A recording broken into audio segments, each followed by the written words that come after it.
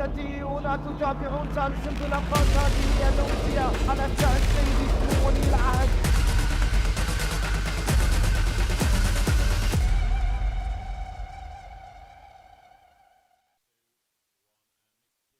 Warren Point winning last year's big race, and we wait to see who will be the latest name on the illustrious Roll of Honour. Good afternoon, welcome to Crown Prince's Cup Day. And along with the International Trophy in November, the King's Cup in March, they form the big three, the three most prestigious race days here in Bahrain. They do indeed. Good afternoon, looking forward to it. It's not just about that today though. There's real strength on the undercard, given the fact we've got the Bahrain Oaks, we've got the Bahrain Derby, two cracking turf series races. Uber competitive, but in terms of the feature race, $150,000 is the prize pot, so it's not surprising to see such an international field assemble for the big race. It's made up of the foreign trained horses who've been based here over the winter, the likes of Lycanda and Isle of Jura. Also the best of the locally trained horses, the likes of King's Cup winner Zagato. And yesterday though, we saw two Godolphin big guns roll in.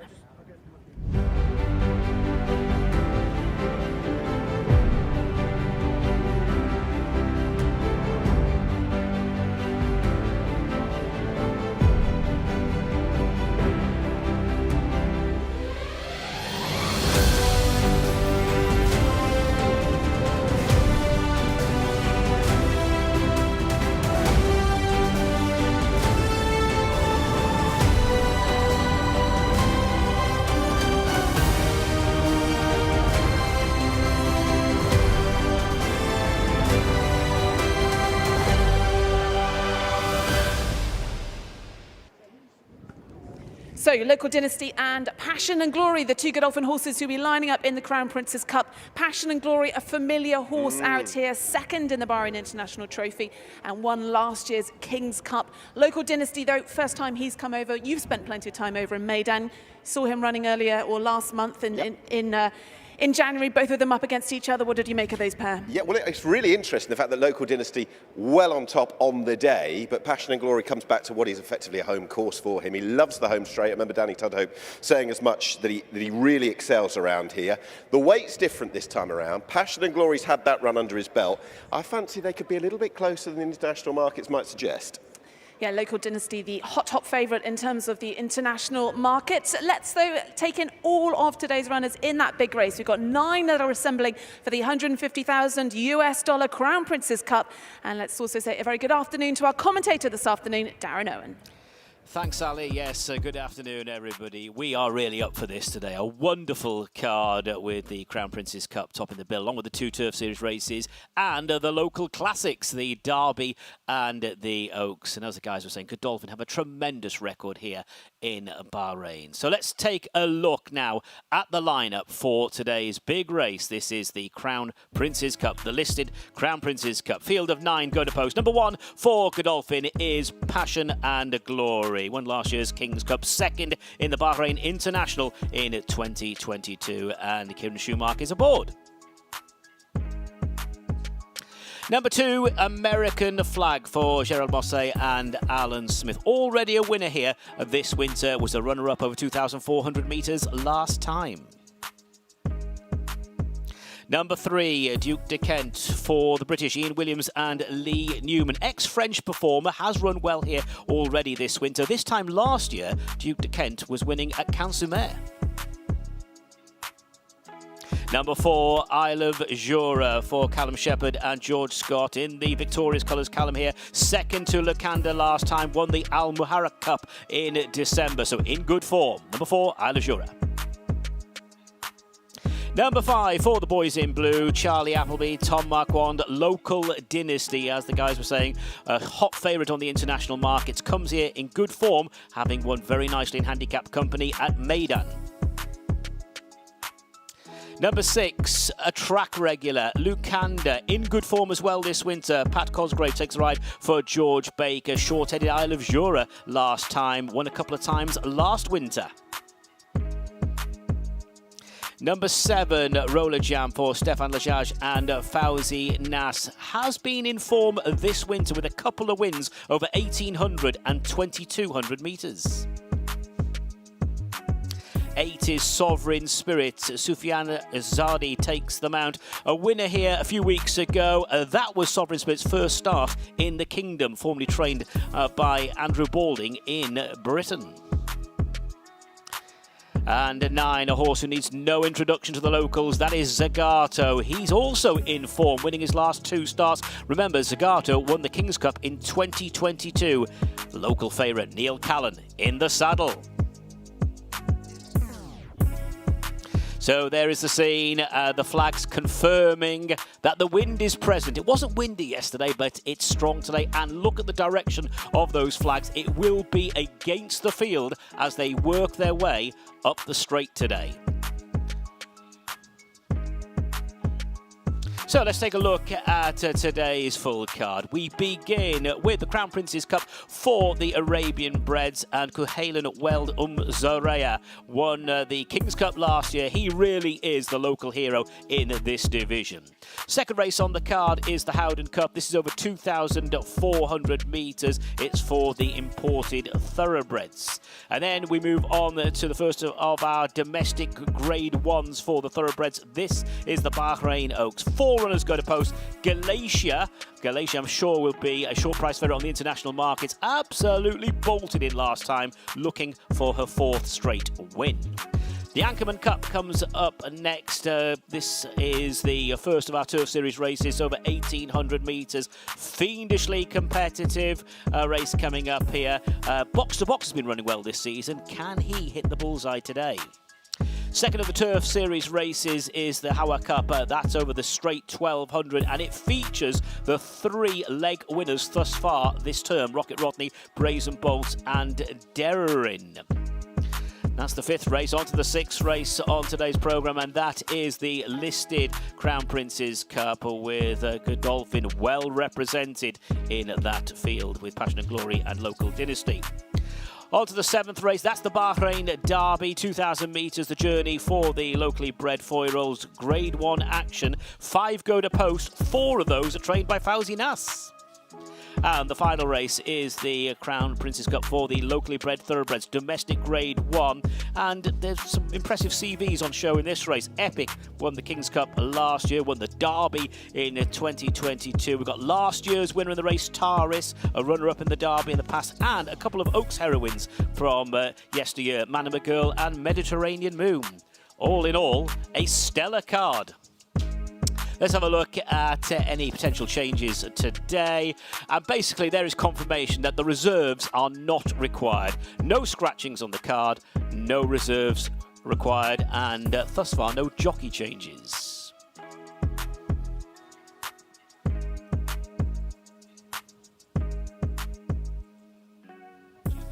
Well, just one additional change to that then. There is a change of jockey in race 5.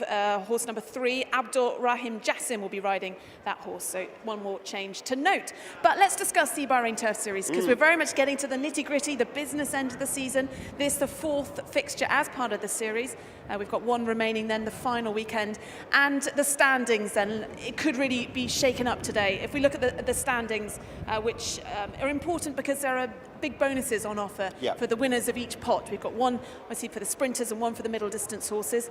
And the standing could be key today. Yeah, very much so. We've got on the big screen there, and you can see there the current sprint standings, headlined by Brazen Bolt. I just personally fancy the draw might be slightly against today, but it's having a brilliant series so far. You'll see there with the 30 points for the Quins. No squealer in action on this occasion. Derrin's there, Rocket Rodney, who certainly proved that he's a 1,200 metre horse last time. He could yet offer more. So there are big points available. Brazen Bolt's clear, but I half wonder whether that might look a little bit closer by the end of the day. And what with 15 points going to the winner today, it could be a bit of a shake-up in the sprint pot. That's pot A. Yes. Let's have a look at the middle distance pot, because without Isle of Jura and Lucanda, who are leading pot B, it is a chance for Box to Box to then really move up the leaderboard. I think he will as well. I think he's very good around here. He's very consistent as well. As you mentioned, the fact that we will get to see the other horses, but they're going for different targets as well. Parlando, he could be a bit of a player. He's only got the 8 points so far, but I think that could yet be enhanced by a little bit later on. Yeah, £40,000 bonus for the winner of each of the prize pots. Each race worth $80,000 US. More money in the Bahrain Turf Series as it is, there we are, we can see the prize money. More money in the Bahrain Turf Series now. It's in its 3rd season. Not to be sniffed at. Certainly isn't. And more money on offer today. What with the feature race, the Crown Prince's Cup for the imported horses worth $150,000 US. But the horses then are in the parade ring ahead of our opening race. And this is the Crown Prince's Cup for Arabians. So before we have a look at the horses in a little bit more detail, a little bit more closely in the parade ring, let's get to all the runners and riders for this opening race with Darren. Thanks, Ali. Let's take a look at the 8-strong lineup for the Crown Prince's Cup. This is a domestic Grade 2 for the Arabian Breds. Number 1 is Cuhaylan Weld, Zoreya and Neil Callan in the saddle aboard last year's King's Cup winner. Number 2 is Al Managi and Hussein Maki. 3, Cuhaylan Afas, partnered by Abdul Rahim Jassim. 4 is Musanan 1781 and Adnan Jaffa is the jockey. 5, Musanan 1811 and Ibrahim Nada. 6 is Obeyan 1777. Let's have a look at Obeyan 1777. Stefan Lajaj is aboard number 6, Obeyan 1777. Number 7 is Obeyan 1867 and Abdul Faisal. And number 8 is Kuhaylat Al Adiyat and Sufyan Sadi is in the saddle aboard Kuhaylat Al Adiyat, the mare. So 8 runners going to post here, 1,400 metres the journey, and Cuhaylan Weld Zoreya. He's been in really good form. Can he go in again? The horses are in the parade ring. Let's join Ali and Nick down there in the parade ring. Well, a cracking race this one, Nick. It features the first 2 home from the last 2 runnings of this. Cuhaylan Weld Zoreya and Obeyan 1777 finished 1st and 2nd the last 2 years. And Cuhaylan Weld Zoreya has been the leading Arab here in the last few seasons. Absolute standout. He's only lost 2 starts in his whole career. So let's have a look at them in a little bit more detail. Cuhaylan Weld Zoreya 1797, his horse number 1, going to be ridden by Neil Callan for trainer Fauzi Nas in the Al Khaldea colours. And he's won the last 2 runnings of the Crown Prince's Cup and the King's Cup. And as I said, he's only lost once in his career, that time to Obeyan 1777. There he is, he looks fantastic. He won the trial for this race a couple of weeks ago, 3 weeks ago, and he should be spot on for today's race. Yeah, we'll probably see a sharper version because he only just scraped home last time, but we'll see. Number 2's next, that is Al Managi. Al Managi, who is still quite a young horse and lesser exposed, 2 from 6 so far, won a lesser race back in December. And runner-up over 1,200 metres last time, was all out, but cut back late. Needs to find that a little bit more, but could be on the improve. Horse number 3 then is Cuhaylan Afas. He's been a star for Connections. He's now 10. He's won 15 times in his career, including winning the Crown Prince's Cup in 2020. He's been running in all the big races and in the placings for the King's Cup and the Crown Prince's Cup in recent years. He's a 10-year-old now, though, in the colours of Victorious Racing. Abdul Rahim Jassim rides for trainer Yusuf Taha. That is Cuhaylan Afas. Right, number 4, first of the Musanans. This is 1781. We're followed by Musanan 1811 thereafter. Musanan 1781 hasn't won this season, great. Finished last in this race last year as well. Tends to be kept quite busy, but has got it to do based on what we know. Horse number 5 then is another in the colours of Al Wasmir. This is Musanan 1811. Ibrahim Nada rides this for Abdullah Kuwaiti. Horse is going to need to find a bit more on his current form. Finished 5 3/4 lengths behind Cuhaylan Weld Zoreya in the trial back on the 12th of January. Okay, let's find horse 6. This is Obeyan 1777, who, since beating Cuhaylan Weld Zoreya 1797 in February of 2022, has finished 2nd behind the old rival on all starts since, including 2nd in this race last year. He must be sick of the sight of him. Horse number 7, that is BAHRAIN 1867, and this could be a threat to the favourite. He finished second to Cahalan Weldon Zaraya by a short head in the trial back on the 12th of January, and he's not been out of the top 2 in all of his 8 starts, so he's super consistent. Abdullah Faisal rides this for Abdullah Kuwaiti. That's BAHRAIN 1867. And let's round off the field with the mare. That is Kahalat Al Adiyat 1782, and the mare, her hat-trick bid ended last time, albeit she ran a good race. Let's just hope she keeps a lid on things. It ended last time when third to that horse again, Cahalan Weldon Zaraya. Did look as though she was going to be a big threat at a point, but perhaps the run petered out late. Let's just hope that she doesn't overdo things in the preliminaries. So that's the 8 runners then for our opening race. It is due off at 1:25. It is His Royal Highness Prince Salman bin Hamad Al Khalifa Cup, the Crown Prince and Prime Minister. It is the Crown Prince's Cup for the Arabian bred. And Cahalan Weldon Zaraya is looking for his 3rd victory in this race. He certainly is the one to beat under Neil Callan for trainer Fauzi Nas. Come try and find Paddy. He's apparently out there having a smoke. Paddy was out here, yeah. Yeah, please. It's just his passing cat. Lovely, thank you.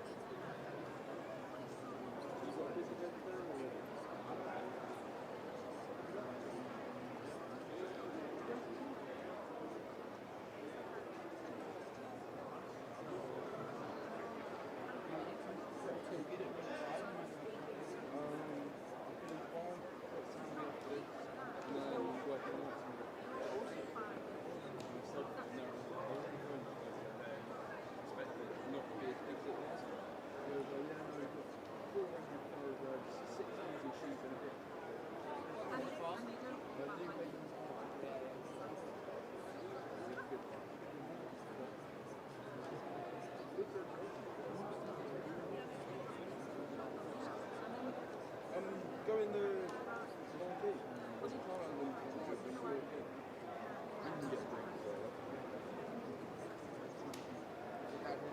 yeah, he's in there.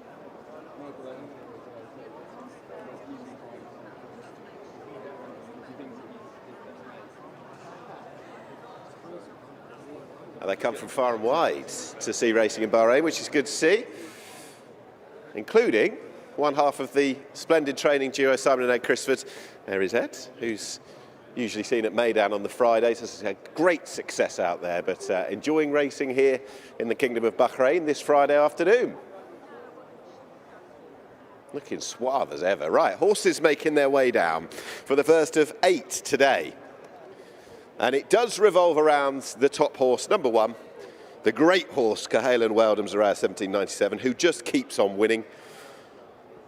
Got rolling winning this race last year and hasn't looked back. He won His Majesty King Hamad bin Isa Al Khalifa Cup last March before returning last month to defy a 10-month absence to win last time. But I remember our esteemed caller Darren saying that the champ's got work to do, because he did. Just denied a BAHRAIN 1867 by a short head. He had to work quite hard to get on top inside the last 200 metres, and it wasn't his best. But that said, having had almost a year off, perhaps that can be expected. He just about held on, and you would imagine you're going to get a sharper, more refined product today. Maybe just needed the return, and he looks for a 10th career win. He holds just about all of these on form as well, and assuming he turns up on his A game, he is going to be very, very tough to beat. But there are others in the lineup. Looking forward to seeing how the mare gets on. Kahalat Al Adiyat 1782. She was on a roll going into the race last time behind Cahalan Weldon Zaraya. Her hat-trick bid ended. And as mentioned, she looked like being a big old threat at a point before failing to go through with a winning run. She got a little edgy in the preliminaries. I'm not sure that that's her. This is the first time I'll have seen her. But hopefully she'll have kept a lid on things. I think she has. That's her, I think, off to the right. The big horse, the champ, under Neil Callan, his regular rider, is in centre of shot there. And Ali, I guess it all revolves around whether he is absolutely at peak cherry ripe performance, because if he is, the rest of them are going to really have to work, and they're probably playing for places. Well, trainer Fawzi Nass is a master at this, getting them ready for a big day. And there's some big prizes to be won at this end of the season, what with this race and then the King's Cup. So no doubt his run last time will have really put him spot on for some of these big prizes. Neil Callan obviously coming back to be based out here, having missed the beginning of the season through injury. And he's partnered up with this horse numerous occasions to come home in the winner's enclosure. Neil could have a good afternoon. He's got some very nice rides in the Bahrain Turf Series, and of course he takes on, well, he rides Zagato rather in the Crown Prince's Cup. Yeah, who could be a big player. Certainly one of the better local chances. Countless times you must have interviewed him out on the track after success here, be it on this horse, of course, or plenty of others as part of the Turf Series in years gone by. Ever present, generally not too far away. I think he said to me once about this horse, he said, don't usually ride Arabians, but I'll ride this one. It's like a thoroughbred. And I think that perhaps sums it up. That'll do. We'll see, though, this time whether, of course, Obayan 1777 was the horse who beat him a couple of years ago, but whether Obayan 1867, who's on the improve, how close he gets having another go. He's having a good season, improving profile, first or second on all career starts so far, and last time flew at Cahalan Weld, Umzariah 1797, to only find that horse a short head too good. It was hugely encouraging, and he gets another shot at the champ today. That said, the champ was on first run back. This fella had race fitness, and maybe, just maybe, that was the day to get him. Well, they'll be starting this one on the 1400 metre start. But Cahalan Weld Umzariah, I think we also mentioned he's pretty flexible with his race distances. Yeah. The King's Cup's over an extended, I think it's 1600 metres, the King's Cup for the Arabians, this over the 1400 metres, whereas the Obayan 1867 very much been running over this trip. So stamina certainly plays into the hands of the horse number one. Yeah, I'd say so. He just seems versatile as well. I would say, just watching that performance again as I did yesterday, going through the runners for this, it perhaps wasn't quite as push button and explosive as we've seen from him before, but getting on. He's now at the age of 7. It was his first run since March. Do you think you could be forgiving enough to say that he's entitled to just sharpen for it? Yep, as I think we've mentioned, Fawzi Nass does certainly get them ready for a big day, and I think last time was certainly a prep race. It's coined as the trial. A number of trials for the Crown Prince's Cup that day, and I'm sure be analysing the local Crown Prince's Cup trial ahead of that race, and the Bahrain Turf Series race, which formed the trial for the imported Crown Prince's Cup, won by Zagato. So I was just going to say, I really want to give a good word to Obayan 1777, because I don't know if horses hopefully take anything too significantly to heart, but you'd be a bit fed up of the sight of Cahalan Weld Umzariah, wouldn't you, given the fact that on all starts since winning this race a couple of years ago, he's just finished second to that horse over and over again. Hopefully horses don't take too much by way of resentment. Yeah, he could be a Crown Prince's Cup winner, a two-time Crown Prince's Cup winner, I think a two-time King's Cup winner. Yeah, he's probably pretty fed up seeing the backside of Cahalan Weld Umzariah. But it's great to see such an international turnout here this afternoon. Michael Owen's got a few runners coming up in the Turf Series. Nice to see him out here for the first time. Very much so. Of course, a big player on the international stage as well. Best chance the box-to-box is going to go well. Yeah, he's been flying out here this season. Changed horse. He was here last year and really didn't threaten the winners, but this year second and third, and going very nice ahead of this afternoon's middle distance Bahrain Turf Series race. But they are loading up now, Nick. So they are entering the stalls then for our opening race of the afternoon. It is the Crown Prince's Cup for the Arabians, and over to Darren.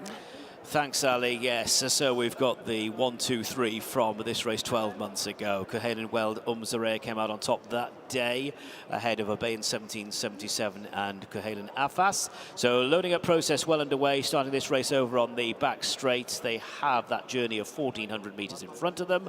Cahalan Weld Umzariah has just loaded. Last one's about to go in. Stand by for a start for race 1, the Crown Prince's Cup for the Arabian Brits. All in.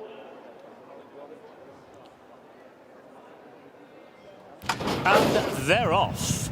So they go 1,400 metres, and breaking the line is Musanan 1781. Spot the red cap in the centre in the blue jacket. Up along the inside is Obeyan 1867, and then to the wide outside is Kohelet Al Adiat, who's taking a prominent role. Kohenweld Umzareya is settling down in mid-division. Just been nudged along already, Musanan 1811. The back marker early is Obeyan 1777. The pace setter is now Al Managi. So it's Al Managi moving on by a few lengths from Musanan 1781, who disputes second place along with Obeyan 1867, is up against the curb. Just in behind those is Kahelen Afas as they go down the side of the track, with Kahelen Weld Zareya buried in mid-division. Kahelen Al Adiat, red cap to the outside, big white face. And the last two as they approach the turn in, Obeyan 1777 and Musanan 1811. So they're inside the final 600, and it is Al Managi in front, possibly a little bit loose on the lead there at the top of the straight, but Kahelen Weld Zareya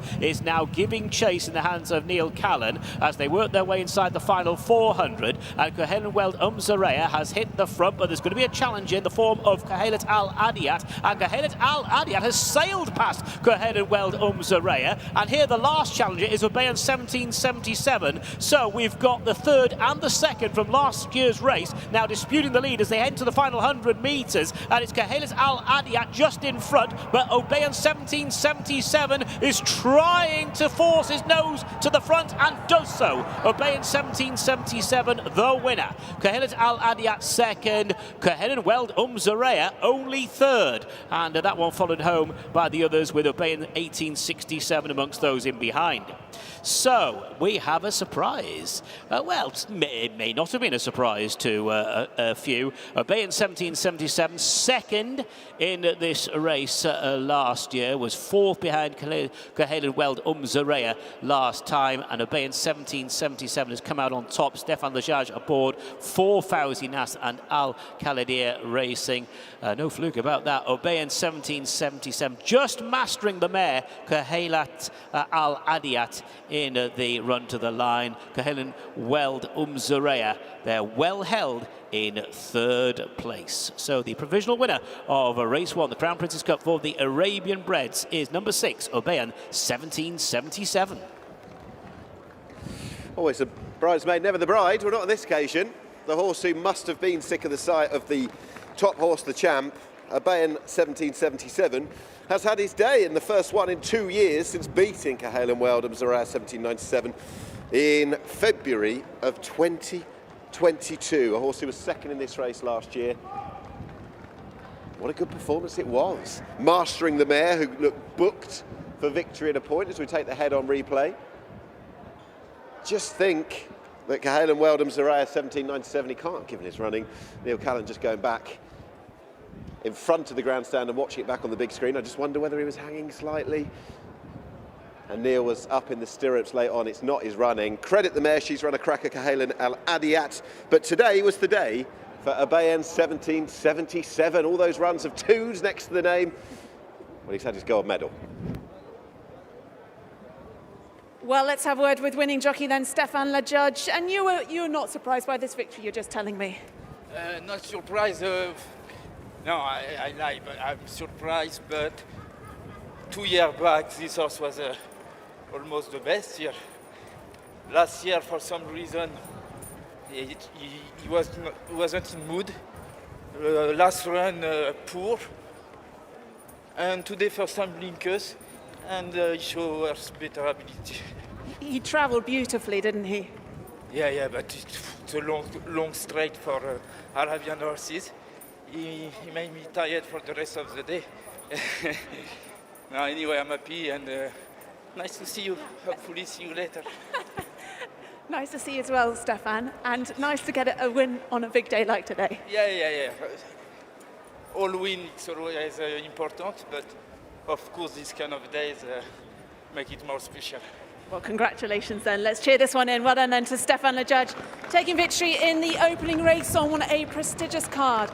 It is the Crown Princess Cup for Arabians. Victory then went to Obeyan 1777, trained by Fawzi Nas in the colours of Al Khalidia.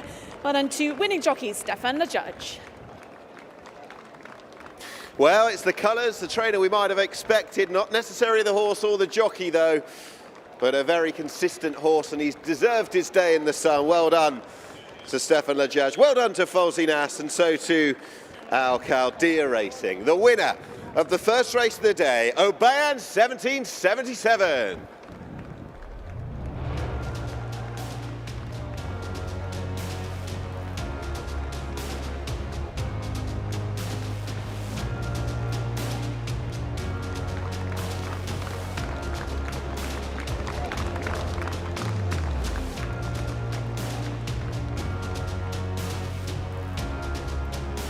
So the result of the first race, his Royal Highness Prince Salman bin Hamad bin Isa Al Khalifa Cup, the Crown Prince and Prime Minister's Cup. Number 6, Obayan 1777, the winner. First, number 6, Obayan 1777. Second, number 8, Kahalat Al Adiyat. Third, number 1, Kahalan Weld Umzareya. And fourth was number 7, Obayan 1867.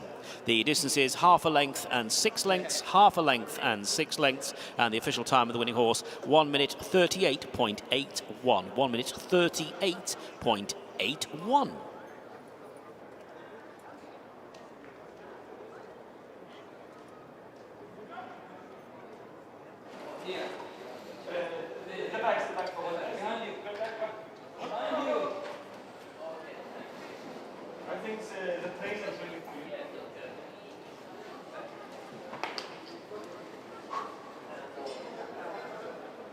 Exactly 57. Congrats.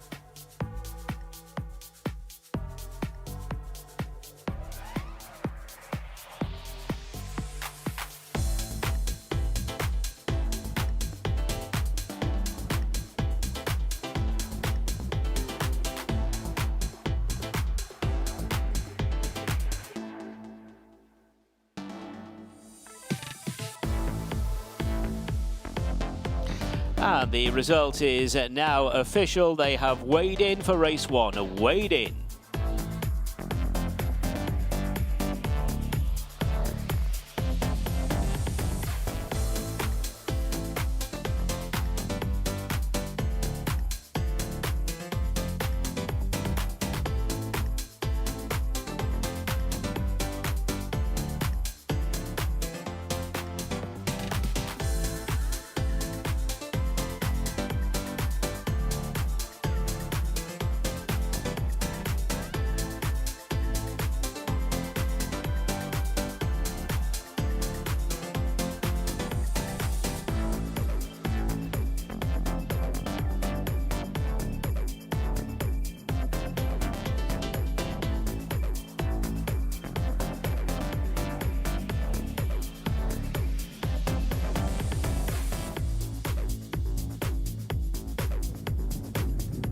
So we welcome Mohammed Khalid Abdulrahim on behalf of our sponsor Sabako to present the trophy for this opening race.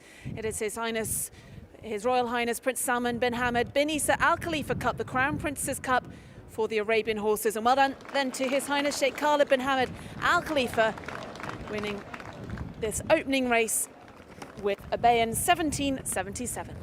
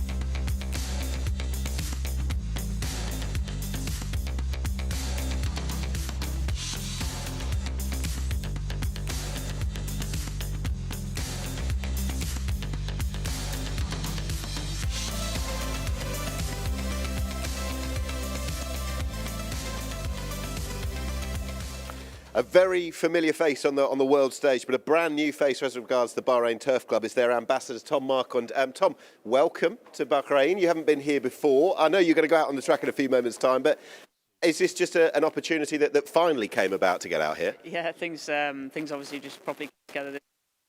Obviously fantastic to be here. Obviously, been extremely fortunate to have had the support of the Bahrain Turf Club for the last couple of years, and yeah, great to finally make it. How are you enjoying things at the moment? Because I spoke to you last week in Dubai. You were winning at Meydan, at Jebel Ali. You're very much, I guess, the case is always packed for the next riding adventure. Yeah, well, loving it, to be honest with you. I've always travelled even away from riding and loved that, and you know it's sort of crept into my working life as well, and it's been brilliant.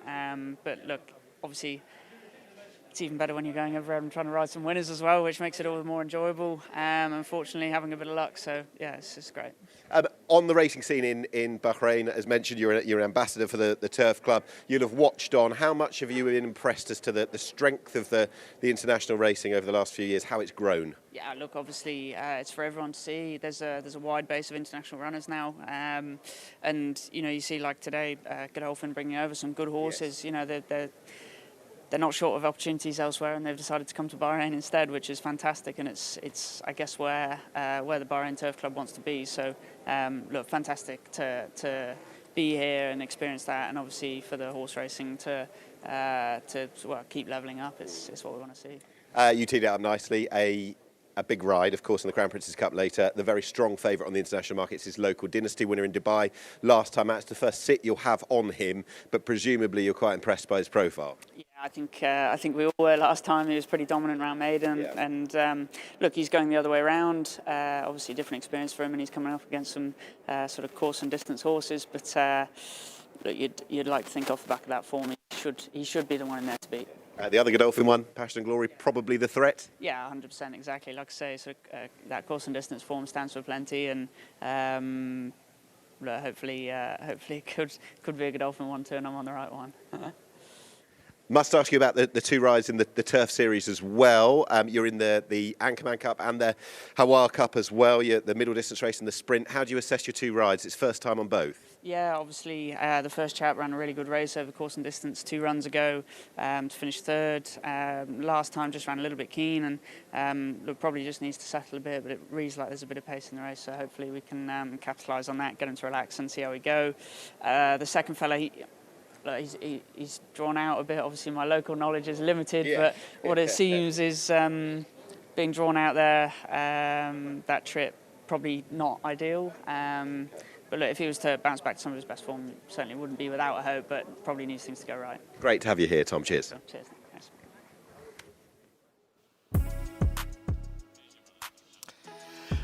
So let's move on to the second race. This is the HOWDEN Cup. It's over 2,400 metres, mile and a half, full circuit of the track in front of them. Field of 7. Number 1 is Chronograph and Gerald Mosse.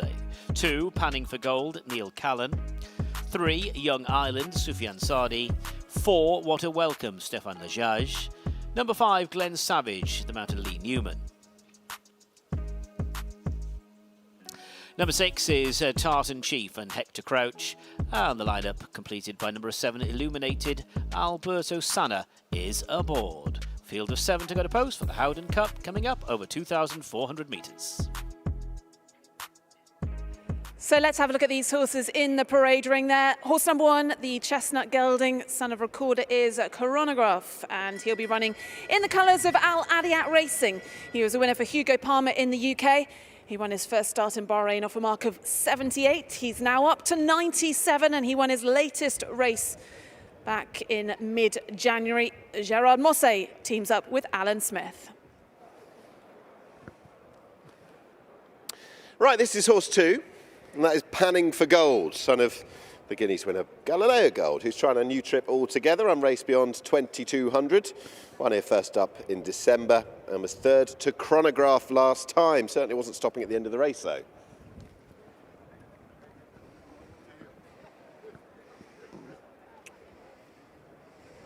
Horse number 3, this is Young Island, who was in training with Jim Bolger in Ireland. Runner-up in a couple of listed events in the summer for that trainer. Has come out here, he's had one race so far in Bahrain, finishing down the placings against Zagato in the Bahrain Turf Series just a few weeks ago. So hoping to improve for that run. Soufiane Saudi rides for Jabba Ramadan. That is horse number 3, Young Island. This is horse number 4. He's been at Seen It, Done It. It is the now 10-year-old. What a welcome, running for the first time since turning 10. The old boy goes back up in trip. He's probably worth having a go back up in trip ago, having finished 6th last year in the King's Cup. He's a good horse and has got plenty of back class. So we'll get today from What a Welcome.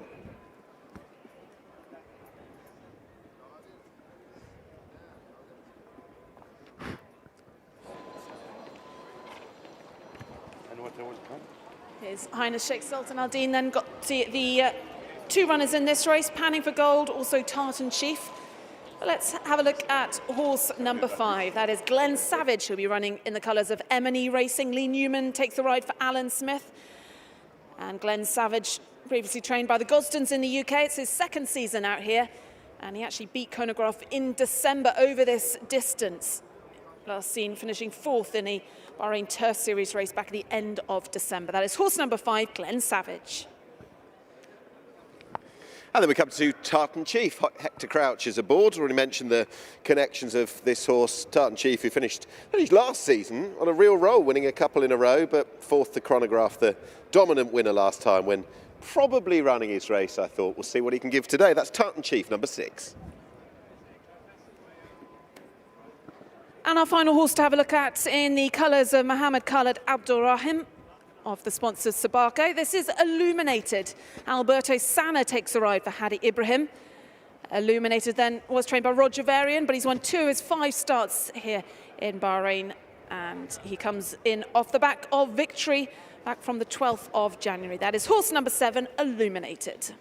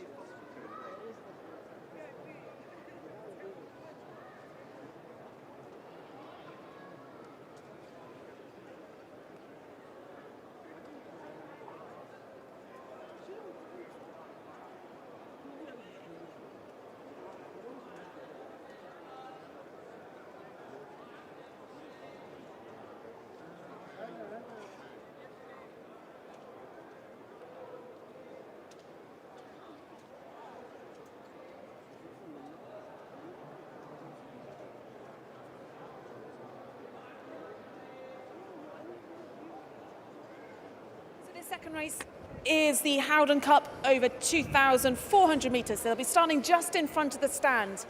And we've got a decent crowd here this afternoon, Nick, so we get to see these horses come past the stand as they jostle for their position heading into the first turn, and then a whole circuit to complete for these 7 runners.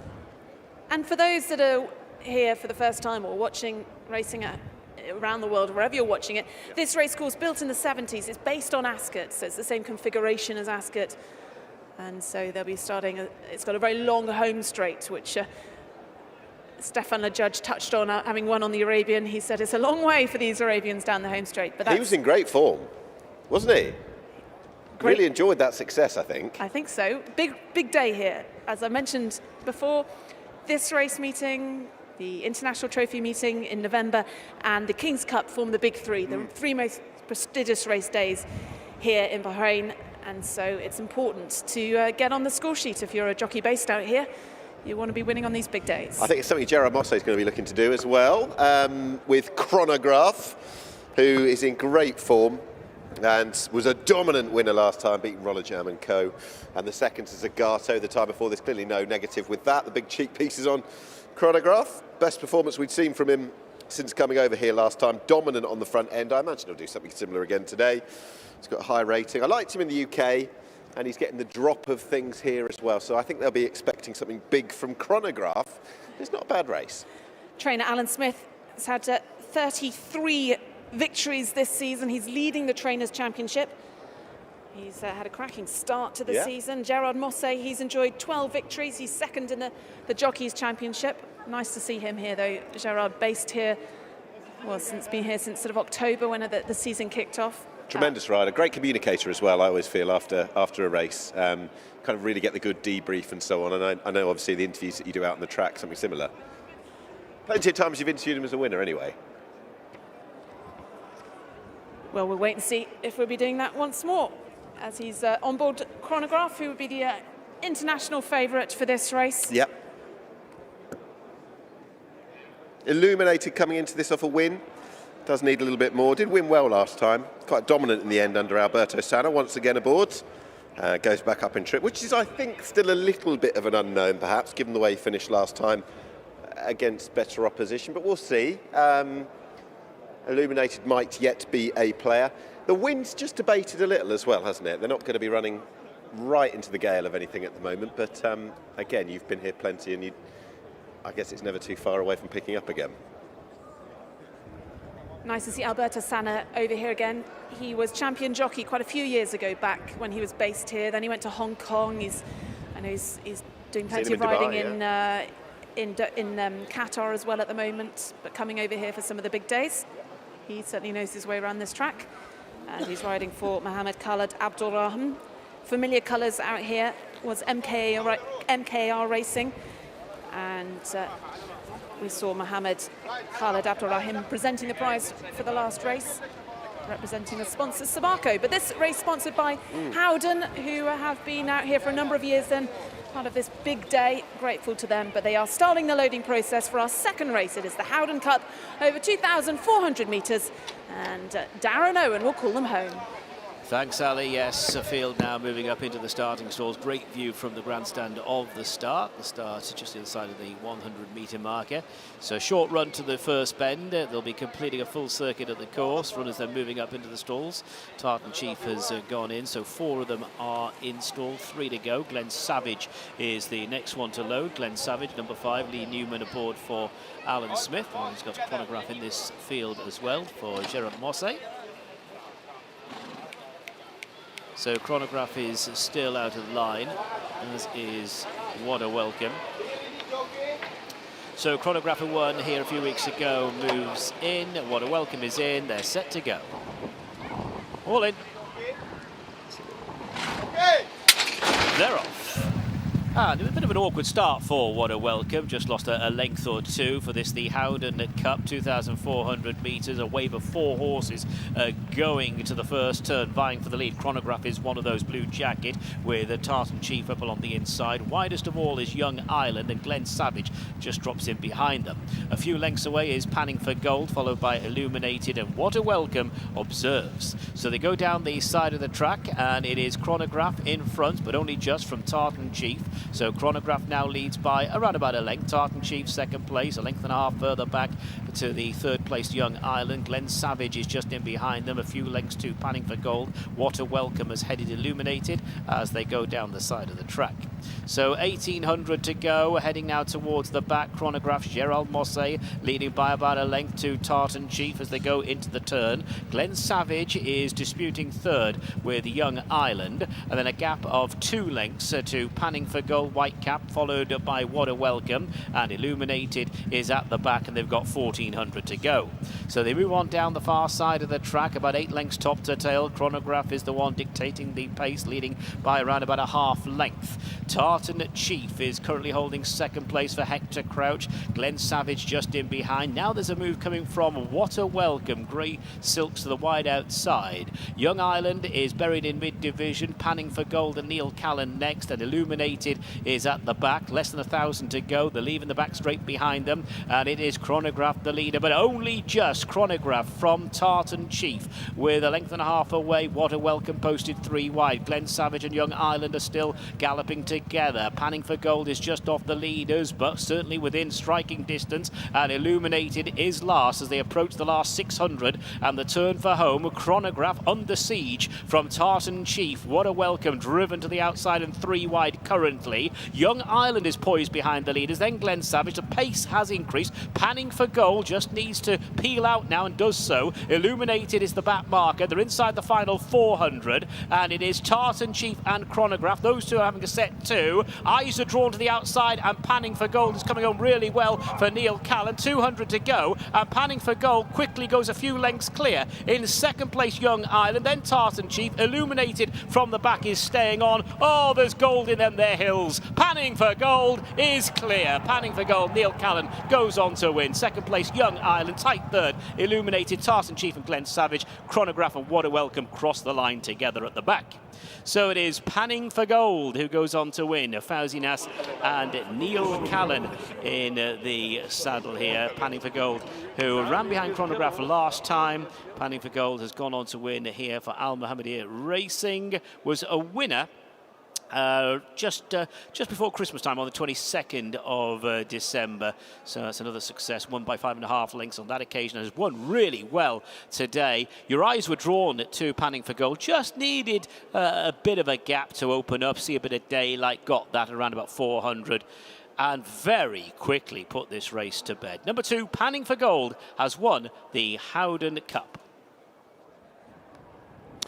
Yeah, you're not going to keep that rider on the deck for too long. After a surprise defeat in the first, Neil Callan straight back into the winner's enclosure in the second. Panning for gold, that was a very good silky ride. Smooth performance as well from a horse with a miler's kick, trying that little bit further, trying the 2400 today. You can see the white cap bobbing up and down in behind a couple of those in front, switches out, and off he went. He's reversed the form with Chronograph from last time, had 3 lengths to turn around, different trip today, and if he can turn of speed like this over 2400 metres, then he's quite potent. A very good ride from Neil Callan, considered, kept away from the teeth of the gale, and he's absolutely bolted up.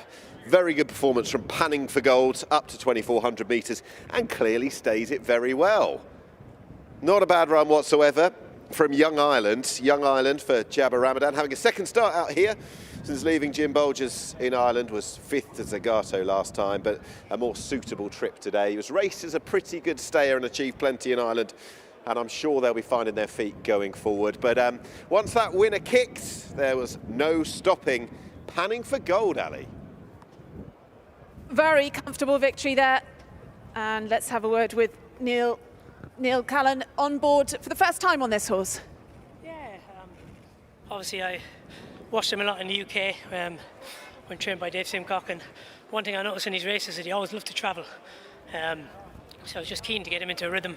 It was a little bit of a messy race. They went off a bit hard and then it kind of slowed it up and then got going very early, which probably suited him because he got a lovely drag into the race. And even though I come out and give him a bit of daylight at the 500, I just really wanted to nurse him down there at the last 300 to 200, and yeah, he done it quite nicely. Nice to get victory on a big day. You've got some great rides coming up. Who are you most looking forward to getting on board? Well, I thought I was going to win the first one, so this has prepped me back up. But yeah, look, Zagato, Devast in the sprint, and there's a host of others. Harder in the Derby as well as a nice horse, so for local bred. So yeah, look, plenty more chances. Let's hope we keep going. Well done. Getting on the score sheets then on our second race. Well done to Neil Callan on board. Panning for gold in the colours of Al Mohammedia Racing. Could be a good day for connections. Also for trainer Fauzinas. Well done then to winning jockey Neil Callan. Yeah, that was a good performance, and he certainly opened doors by winning over this sort of distance. Has been behind Chronograph, so the form was reversed from last time, from back on the 19th of January, just a couple of weeks ago. 6 lengths behind Lucanda the time before. But on this occasion, trying the 2400, has worked a treat and a good ride as well from that man aboard who enters the winner's enclosure here in Bahrain yet again. That is Neil Callan, the winner trained by Fawzi Nas in the colours of Al Mohammedia Racing. Your winner of the Howden Cup is panning for gold.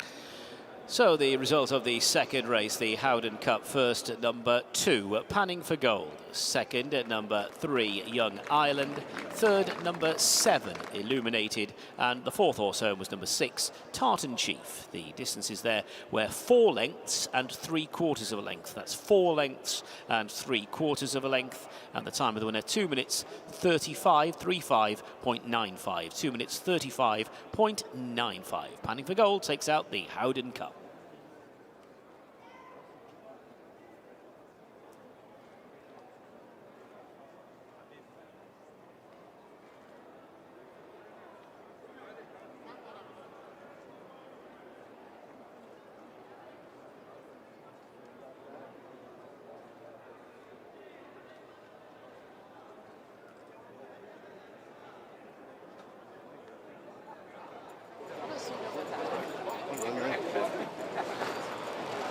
Hello, how are you?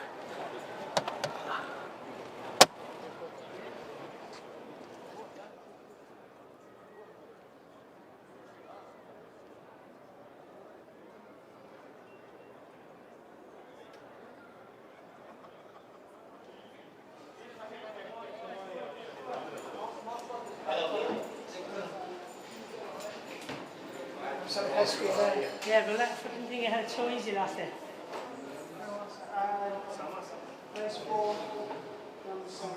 Thank you.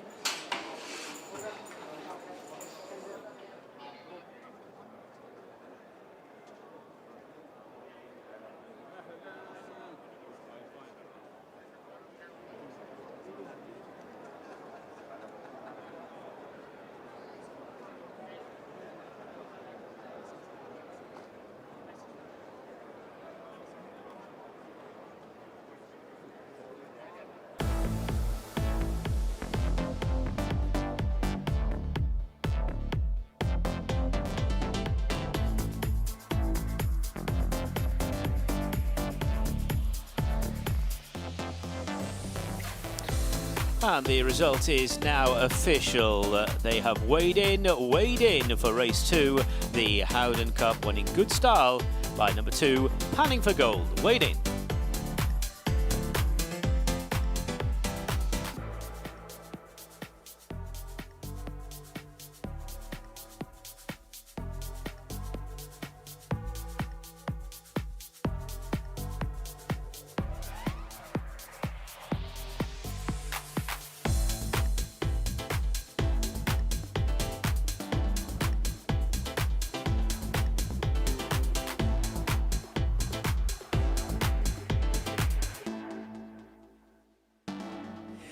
So we welcome up then the CEO and founder of Howden, alongside the CEO of Growth Markets, Sonia Kamano, alongside David Howden, to present the trophy then for this, the Howden Cup.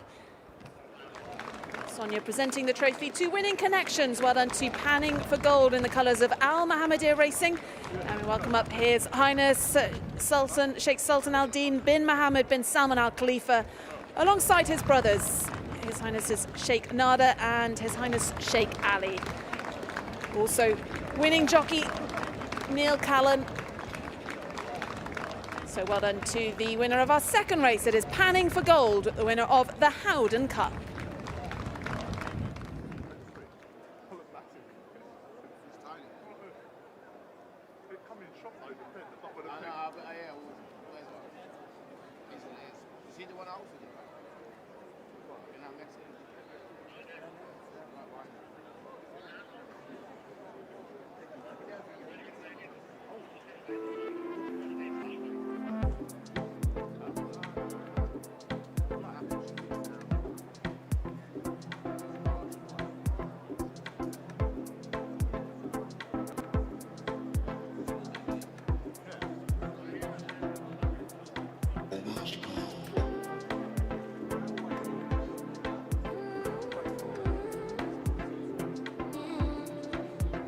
Well, it is great to see David Howden out here again. This the third season you've been associated with the club. It's important to have a good presence out here, particularly with Howden set up a new office here in recent years.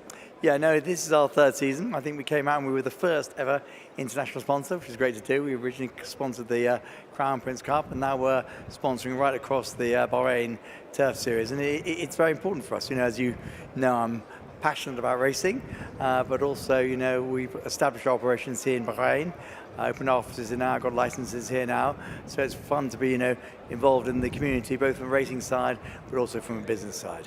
And tell us a little bit about the company for those that aren't familiar. Yeah, okay, so Howden is a company I started 30 years ago now. We're in our 30th year.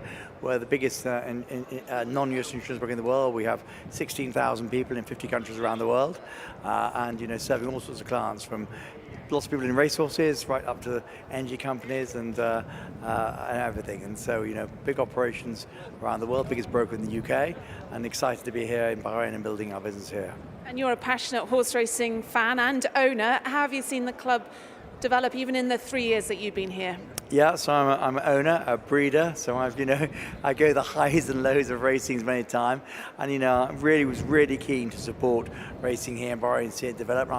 The change in just 3 years, not least the first year I came, there was a huge sandstorm, so you couldn't even see our logo, actually, it was invisible.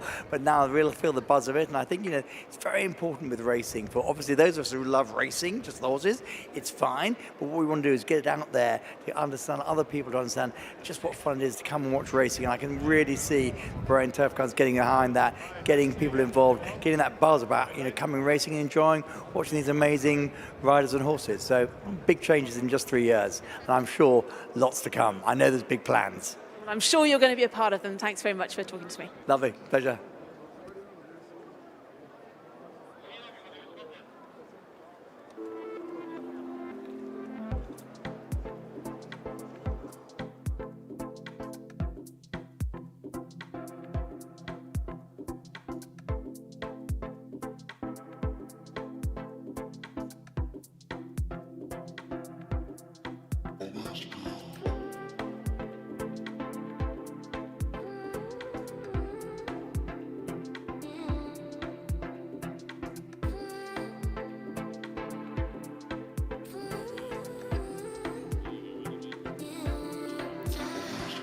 The third race today is the first of our domestic Grade 1s. It's a classic. It is the Bahrain Oaks, sponsored by Al Mustafa Stud. It's 1,800 metres for the 4-year-old fillies here. Let's have a look at the field. Number 1 is Karina and Martial Assurance. Number 2, Echo Through Time, Gerald Mosse.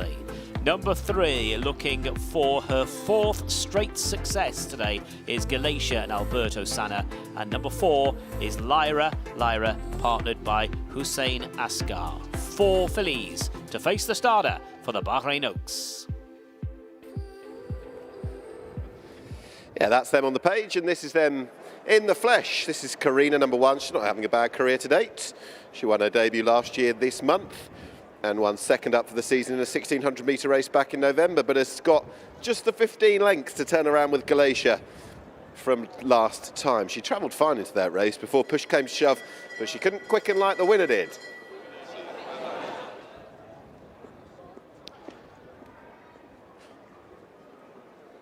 Two's next, and we'll find Echo Through Time, whose winning run and unbeaten effort came at the hands of Galatia last time, the filly who battered her rivals next time. She's one of the big players of the two, perhaps, in this race. She got first run on Galatia, but even then the eventual winner was very, very tough, and a good winner at that.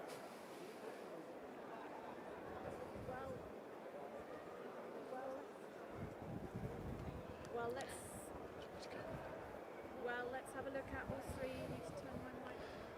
Galatia is number 3 as we rattle through these, and Galatia, the standout filly who's just rocking and rolling now this season, beating Echo Through Time first up this season before absolutely bolting up next time.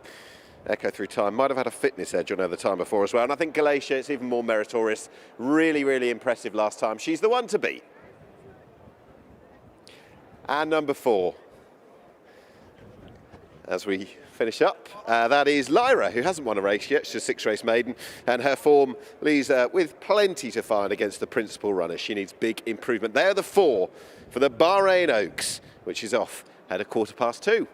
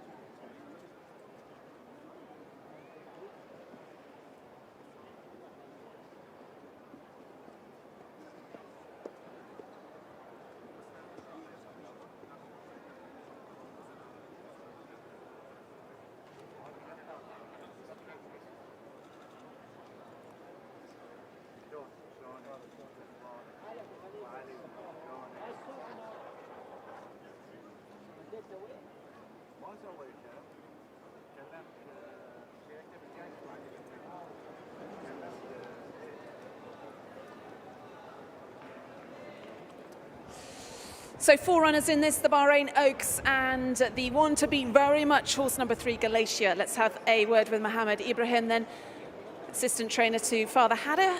How has she been since her last victory here? She's in good form. We prepared her for this race. We're looking forward to win this race. She prepared very well for this race. She's going to go against Eco Through Time. She's a good filly, another good filly in the race. Yeah, we know that is short runners in the race. So hopefully we leave everything to Alberto to manage the race. So we can see what's going to happen. How tactically adaptable is she, given there's only 4 runners in this? She's a very easy filly to handle any position. I think small field doesn't need a lot of tactics. Depends on how Eco Through Time gonna run. So we leave it to Alberto to manage it. And for you, the stable, you've not won the Oaks before. What kind of, how much would it mean to yourself, your father, to tick this one off the list? It means a lot for us to win the Oaks. I think His Highness Sheikh Abdullah, he won the Oaks many times before with the nice filly called Madari. I hope that we can win for him in the big day today. Well, good luck. Thank you. Delighted to be joined by an ever-present these days, George Scott, who's got 2 big players to fire later, Turf Series and the Crown Prince's Cup. I want to talk about the star sprinter, Rocket Rodney. So satisfying to get a win into him again for the first time, a little while last time, wasn't it? Yeah, no, absolutely, Nick. He's been a great friend to the yard, as I've said many times before, and obviously stepped up to 6 furlongs, travelled really nicely. Obviously, I think we were drawn in the right place to do so, but he put the race to bed in good style, and he hasn't run since then, so he's in good form. Did you have doubts of the trip going? Yeah, definitely. But we were sort of at a dead end really with 5 furlongs. It wasn't really happening. And often if they get 5 well, they'll get 6. So it wasn't a surprise as such, but it was a step into the unknown. Now I must ask about the draw today. You said ideally you'd be drawn higher, of course, but he said a lot of the good horses, there are plenty of them, are drawn low. Yeah, no, definitely. I think the majority of the more fancied horses are low. And that'd probably be a bit more sort of contributing factor than the actual draw. I mean, we haven't had these conditions on race day anyway since I've been here, so the ground might well have changed with this wind. There might be a bias somewhere else today. No idea. The Crown Prince's Cup, it'll be a tough race for Isle of Jura, but he's having a brilliant season. The Godolphin horse is standing opposition. How is he? He's really well. He loves Bahrain like we all do. He's thriving out here, and he's going to have to step up today. He takes on 2 Godolphin horses who bring a whole new level of form to this type of race. So he'll have to improve, but I think he comes in really good shape, and he loves the track. So we'll see. Wish you well. Thank you. Thank you. Cheers. Thank you.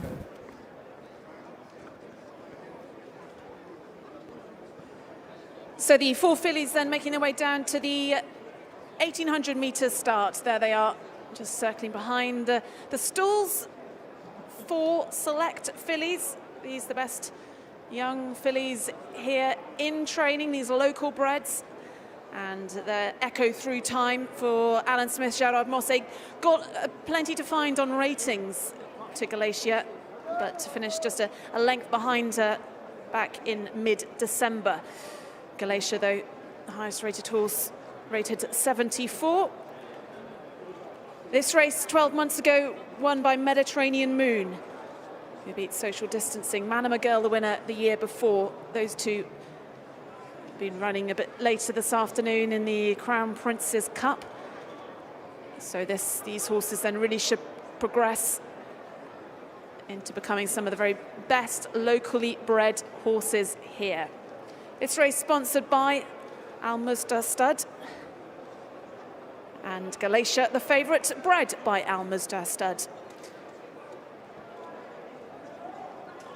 That's Karina then, who was bred by Fauzi Nas, but is trained by Bassem Madi. Michaela Juras takes the ride on Karina. She's rated 52, so another one who's got to find plenty to beat Galatia. But it could be a tactical race, Nick, with just the 4 runners. So, just having watched what she's done the last couple of times, I just wonder whether Galatia's just going to have the gears to be there in whatever the scenario. I think she's just very, very good. She looked a complete standout when she won by a dominant cricket score margin last time. She got that big hikes in the ratings, but she's covered Echo Through Time already. Echo Through Time, who bids to turn around that form. She beat her first out as well, so she didn't even have the fitness edge on Echo Through Time, who'd already had a run and already had a win. She's a good filly in her own right, but it does look Galatia's to lose. That's certainly my take. Obvious though it may seem. Echo Through Time, she deserves to be second in, certainly. She was unbeaten going into that run against Galatia, but as I was saying there a few moments ago, the fact that she'd already had fitness on her side maybe just takes you towards Galatia even more. She was so impressive last time. Hard to make any form of case, certainly, for Lyra. Karina, she's not having a bad career so far, but she's got it to find on what we've seen so far. She's got 15 lengths to turn around with Galatia. So not long now to the first of our 2 Bahrain Turf Series races. We'll be kicking off with the Anchorman Cup at 2:45 local time, followed by the Sprinters. That's the HAWAR Cup. But they are loading up then for this. It is our 3rd race this afternoon, an absolute one of the most prestigious race days here in Bahrain. It is the Bahrain Oaks up next, over 1,800 metres. Darren Owen, they're all yours. Thanks, Ali. Yes, so the 4 fillies going forward for the Bahrain Oaks, sponsored by Al Muzda Stud. 4 of them in the stalls for the 2024 Bahrain Oaks, and they're off. Running over a trip of 1,800 metres. It's a short hop to the first turn. There's not an awful lot of pace on, with Echo Through Time, the one electing to set the early fractions over Galatia, then Lyra with Karina last of the quartet. So they go around the first bend, and Gerald Mosse aboard Echo Through Time is making the running. 2.5 lengths away comes Galatia, Alberto Sanna in the saddle, tracked by the maiden Lyra, and Hussein Asghar with Karina. Marcel Assuras mount the back marker as the 4 go down the far side of the track. So it is Echo Through Time who has got the lead. Chased home Galatia last time. Galatia looking for her 4th straight success. Big white face on Galatia, tracking the leader. A gap then of about 2.5 lengths to Lyra, with another 3 lengths to Karina, and they're heading now down the side of the track to the final 800 metres. So it's Echo Through Time in pole position from Galatia. And then angling to the outside now, Lyra, with Karina on the running rail as they approach the final bend and the last 600 metres of their journey in the Bahrain Oaks. And it is Echo Through Time who's bidding to make all the running. Echo Through Time now just cranking things up a little bit. Still in the slipstream is Galatia. Now Galatia just being shaken up by Alberto Sanna very briefly, though. It was hardly a shake, was it? Now there's another shake of the rein. Now Galatia is attempting now to bridge that leading margin that Echo Through Time holds, and Galatia's now moving up sides as they face the last 200 metres. These two miles clear of Karina and Lyra, and it's now Galatia on top. 100 metres left to go, and Galatia now with the minimum fuss has gone a few lengths clear. 4 straight wins, a dominant power. Galatia takes the Bahrain Oaks. Second place Echo Through Time, third Karina, and fourth Lyra. So it is number 3, Galatia. 4 straight wins, Alberto Sanna aboard, and that's a nice way to have a winner. Alberto had to shake the rein once or twice, nothing really serious, and Galatia's made it 4 straight successes, beat Echo Through Time here in December, and that was by a length. Today a bit more decisive. Galatia is just a superb daughter of Sioux Nation. She's just won the Bahrain Oaks in very, very comfortable style. That's Galatia, number 3, the winner. Second, number 2, Echo Through Time. Jérôme Mosset's mount there, but well held in the end, and they've come in big intervals, the 4 fillies. Well, she's visually impressive. She is impressive. There wasn't much pace on, but Alberto Sanna and Galatia, the dominant force in the 2024 Bahrain Oaks. Yes, we expected it probably to come down to 2 and 2. It proved. The old rivals, Echo Through Time, eventually passed by Galatia. There was a length between them last time they met, different this time around, and Slipstream, that might have been a key factor in the defeat margin in the end for Echo Through Time. Slipstream by Galatia under Alberto Sanna. There was a small moment where you thought she needed a little bit of stoking up, but once Sanna did it, Galatia quickened. It wasn't 13 lengths like it was last time, but she's different gear. And this daughter of Sioux Nation, who was very, very impressive over 1600 last time, had beaten Echo Through Time over track and trip the time before. She had the rating in the book. It did look the race at her mercy, and so it's proved. Trainer HOWDEN Ibrahim runs a debutant in the Derby a little bit later, maybe a statement of intent given the fact that, as pointed out by Darren Owen earlier, they had Galatia in this race. Galatia, oh so impressive. Let's hear about the success now. Yeah, let's hear from Alberto Sanna, then winning jockey. They don't come much easier than that one, Alberto. Yeah, she's a superstar. So I was just a passenger on her. So I was like an Uber driver. It was clear at the finish line, but were there any doubts in the home straight, the long home straight here? Yeah, well, I was behind the second favorite, and I was following it much easier. But you know, with this wind, you never know what can happen. So I want to test her. I want to test her a little bit today. So I want to see what she got in the tank, and she got plenty. You're a very experienced jockey around here. You're a champion jockey a few years ago here. How influential is the wind when it comes to some of the later races, particularly the sprint over the straight 6 furlongs? It's amazing to be back here and to win in front of my whole crowd. So it's amazing. So that is a plus. That makes you ride even better and improve yourself. Well, it's lovely to see you here once again, Alberto, and congratulations on winning the 2024 Bahrain Oaks on board Galatia. Yes, a star is born in the Bahrain Oaks. We expected the performance that we got, and Galatia is the latest winner of one of the most prestigious races to be run, the Bahrain Oaks, sponsored by Al Muzdahir Studs. We've just heard from the winning rider. Well done to Alberto Sanna, the trainer HOWDEN Ibrahim, in the colours of His Highness Sheikh Hamad bin Abdullah bin Isa Al Khalifa. She's a galaxy apart. The winner of the Bahrain Oaks is Galatia.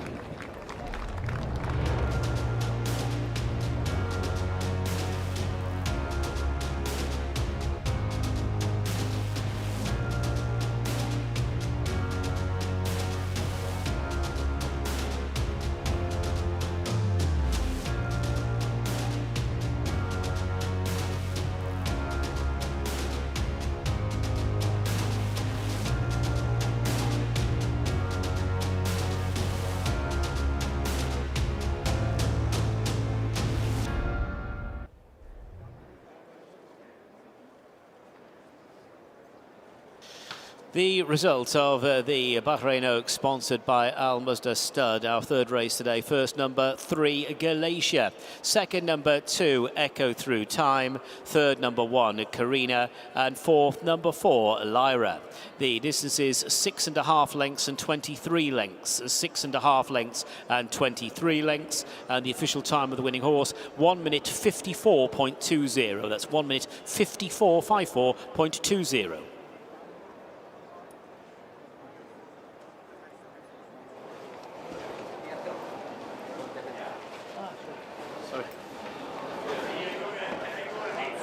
Don't put it. I put it? Okay.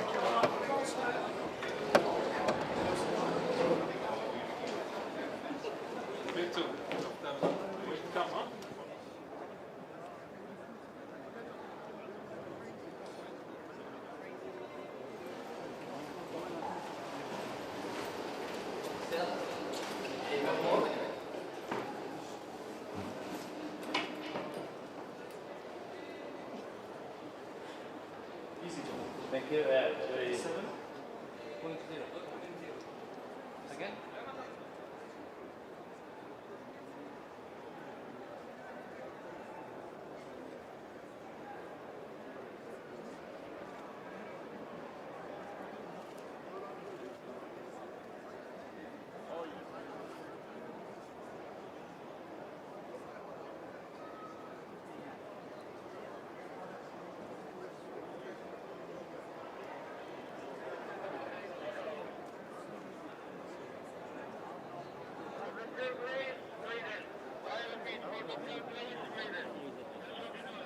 Well, let's have a quick word with His Highness Sheikh Abdullah, because obviously you're sponsoring this race. The horse is running in your son's colours. How much does this mean to you, the family, and the stud? Well, it means a lot. Obviously, we bred her, and it's a pleasure to sponsor the Oaks of Bahrain. We've been sponsoring it for a very long time, since it started, and it's a pleasure to win it. And my sons have won it just today, so it's a great pleasure. For the international audience, those watching this race day overseas, how prestigious a day is it? How important is it for yourself to be breeding and winning these kind of races? Oh, it means a lot, of course, because I support the breeders 100%, and I like to see more breeders in Bahrain. Yeah. And for you, you have as much focus on breeding the local horses as much as your international imported horses? Yes, we do. We breed international horses and local bred horses. Yeah, we try to keep the balance. Yeah. And with huge success as well. And over the years, you've bred some very, very famous horses. Yes, I have. Yes. I bred Camelot, and I've got my breeding program going in Ireland as well, and some in England. Yeah. Some nice yearlings and nice foals to look forward to? Yes, we're looking forward to this year. Yeah, with William Haggis and other trainers in the UK and Ireland. Yeah. We're looking forward to seeing those horses, but enjoy success here with your local breds. Well done to you and your son. Thank you, Ali. Thank you very much.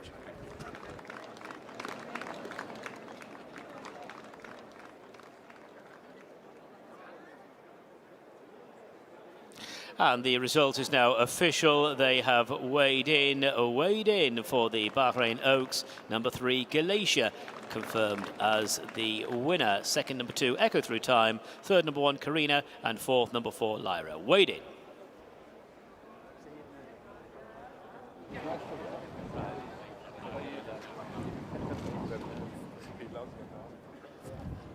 Well, we move then to the trophy presentation for the 2024 Bahrain Oaks, sponsored by Al Mazda Stud. And His Highness Sheikh Abdullah bin Isa Al Khalifa will be presenting the trophy in this and presenting it to his son, His Highness Sheikh Hamad bin Abdullah bin Isa Al Khalifa. Well done, 2 connections of Galatia, winner of the 2024 Bahrain Oaks, trained by Hadi Ibrahim, Mohammed Ibrahim representing the trainer alongside his father, and ridden by Alberta Sana. So well done to Galatia, winner of the Bahrain Oaks.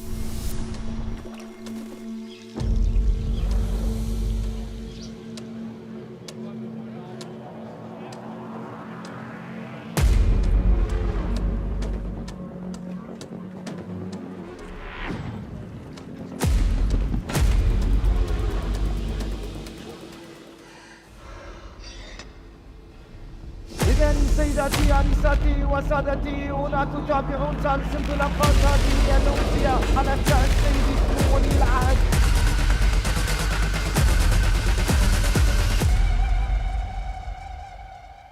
Warren Point victorious in the race 12 months ago, and we wait to see who will be the latest name on the race's illustrious roll of honour.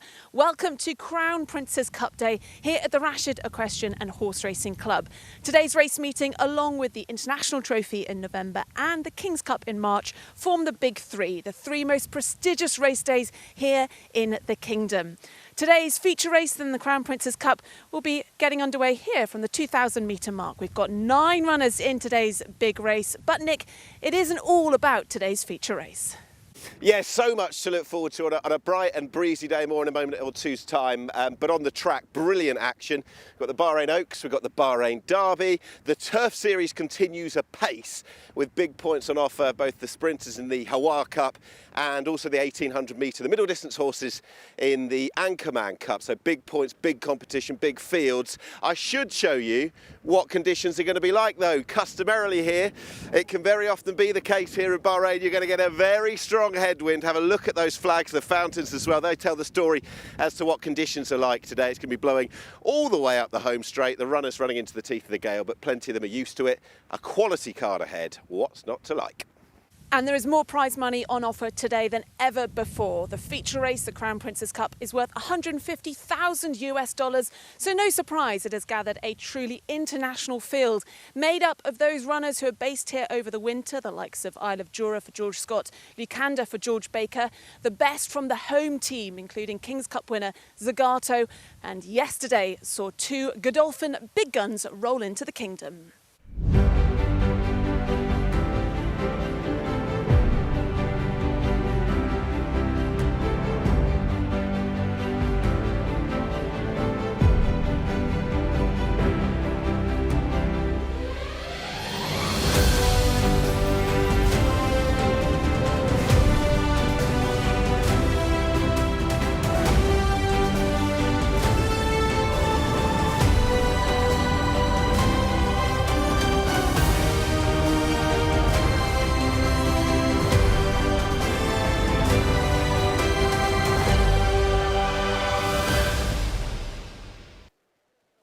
Passion and Glory and Local Dynasty then are here for Godolphin in the big race, the Crown Prince's Cup. But before that, we are featuring two Bahrain Turf Series races. The horses are in the parade ring for our first. Yep. That is the Anchorman Cup for the middle distance horses. And here is a chance for Box to Box to go top of the standings with just one more race after today. Well, that's the key. We'll have a look at the standings. You're going to see these horses later, Isle of Jura and Lucanda, but they're going for a different engagement altogether. So it is over to Box to add yet another good run to his name. And this could propel him to the top of the standings. I know connections are here, and doubtless they're hopeful of a big run. Yeah, plenty of international connections here this afternoon. It is a massive day of racing in the kingdom. It is the Anchorman Cup over 1,800 metres. We've got 18 runners in this. Let's go through all the runners and riders then with our commentator, Darren Owen.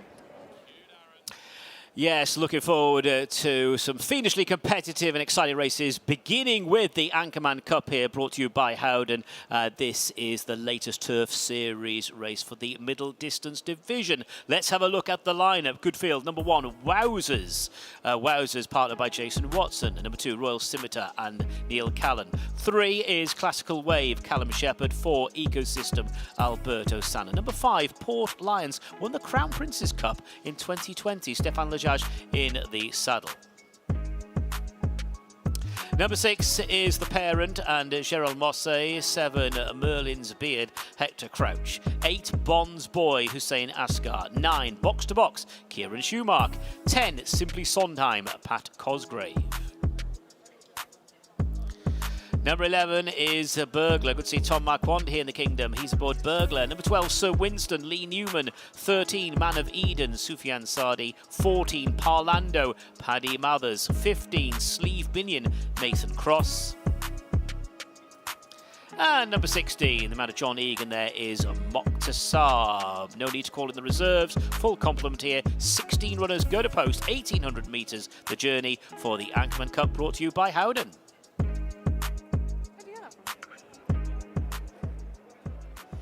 So it could be a big afternoon for Michael Owen, as Box to Box could go top of the standings here this afternoon in this middle distance category. Another $40,000 up for grabs, a bonus for the horse that tops the category, tops the middle distances, or each pot. We've got one for the sprinters and this one's for the middle distances. But let's have a look at the horses then in this Anchorman Cup. Horse number 1, Wowzers, is one of 4 runners in the race for Al Mohammedia Racing. Jason Watson rides this one for Fauzi Nas. Yeah, this horse will look to beat Wowzers again. This is Royal Scimitar, who's going to be very popular on the international markets. Won the Crown Industries Cup over 1600 last time, won by a long way that day. Interesting to see how he gets on. Neil Callan already on the score sheet this afternoon. Horse number 3 then is Classical Wave. It's an interesting runner, this one, in the colours of Victorious Racing. Callan Shepherd getting the leg up aboard Classical Wave, who won this race in 2022, was second in the race last year. He's been running in all the big races, but it's his first start of the season. This fella's gone down early. This is Ecosystem, who was a winner a couple of starts ago back in December, was behind Byline last time. Alberto Sanna's just won the Bahrain Oaks. He'll look to win this as well. Port Lions, very well-known horse out here. He's a 9-year-old now, but he won the Crown Prince's Cup in 2020. He's fourth in the Bahrain International Trophy that year as well, but lightly raced. We've seen him just 4 times since then, dropping down the ratings. Stefan Judge rides for Fauzi Nas. That is horse number 5 rather, Port Lions. And this is 6. This is the Parent, who's still a quite lightly raced horse, lesser exposed in the race. Won in November, a well-bred horse. We shall see what the Parent can offer today. Another one in the colours of Al Mohammedia Racing. This one trained by Osama Hashin, and Hussein Asaga takes a handy £3 off Bonds Boy. He's been a regular here, contesting these Bahrain Turf Series races since the inaugural series back in 2021. He's been a 5-time winner out here, and Hussein Asaga takes a handy 3 kilograms off Bonds Boy. Number 7 is next. This is Merlin's Beard, who on his best form is a player. Had that return here at the start of the Turf Series back in December. Very lightly raced horse. Was just denied big race success out here a couple of starts ago at the back end of last season.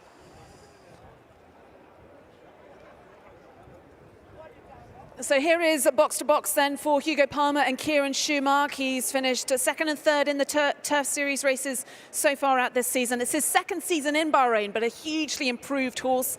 He won regularly at Chester over the summer, and he obviously is enjoying conditions out here, and he's thriving and is certainly one to watch this afternoon. That is horse number 9, box to box. Horse 10 for the same trainer as Lucander we'll see later. This is Simply Sondheim, who'll look to play the right tune here, and based on what we've seen so far out here, could be a big player. Simply Sondheim is number 10.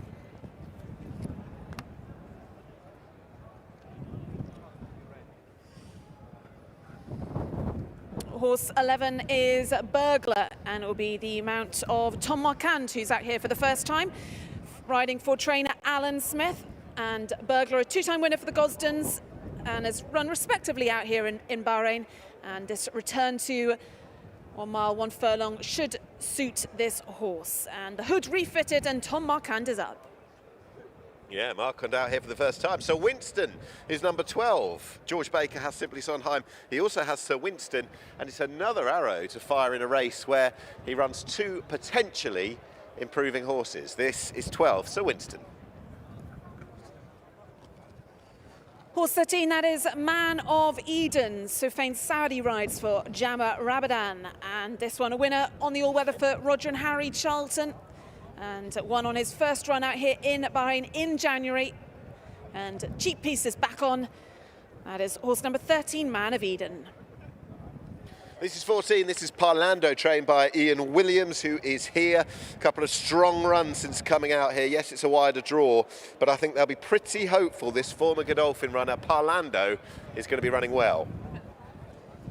Another horse that's got to overcome a wide draw is horse number 15, Steve Binion, for Michael Halford and Tracy Collins. Nathan Cross rides this one. He hasn't shown his best in the 2 Bahrain Turf Series races so far, but he is a good horse back in the UK. 3 wins back in Ireland for trainers, and he's been very much dropping down the ratings since coming out here. That is horse number 15, Steve Binion. And let's complete them with the Harry Redknapp-owned, Phil McEntee-trained Moktasab. A couple of starts out here, drops back in trip. He's a strong traveller, a flashy looker as well. You'll spot that white blaze. That is Moktasab, who rounds off the field for the first of the Turf Series races, the Anchorman Cup by Howden.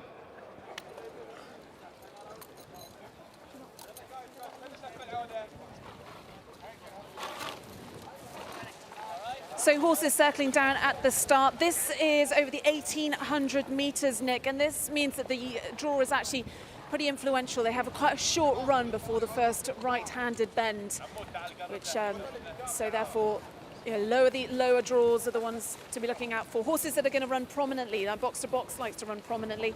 Parlando as well. Both those have got reasonable draws. Well, Parlando actually that little bit further out, isn't he? But I know Connections are really quite hopeful. Moxab might not be too far away as well. Who's trainer Phil McEntee is just over there. I wonder if we can have a very quick word with Phil. Phil, trainer of Moxab, good to see you. A couple of starts out here. Dropping in trip today. Do you think that'll suit him? He ran a lot better the last day, actually. He wasn't beaten very far. The front two aren't in the race, so we're not a million miles away.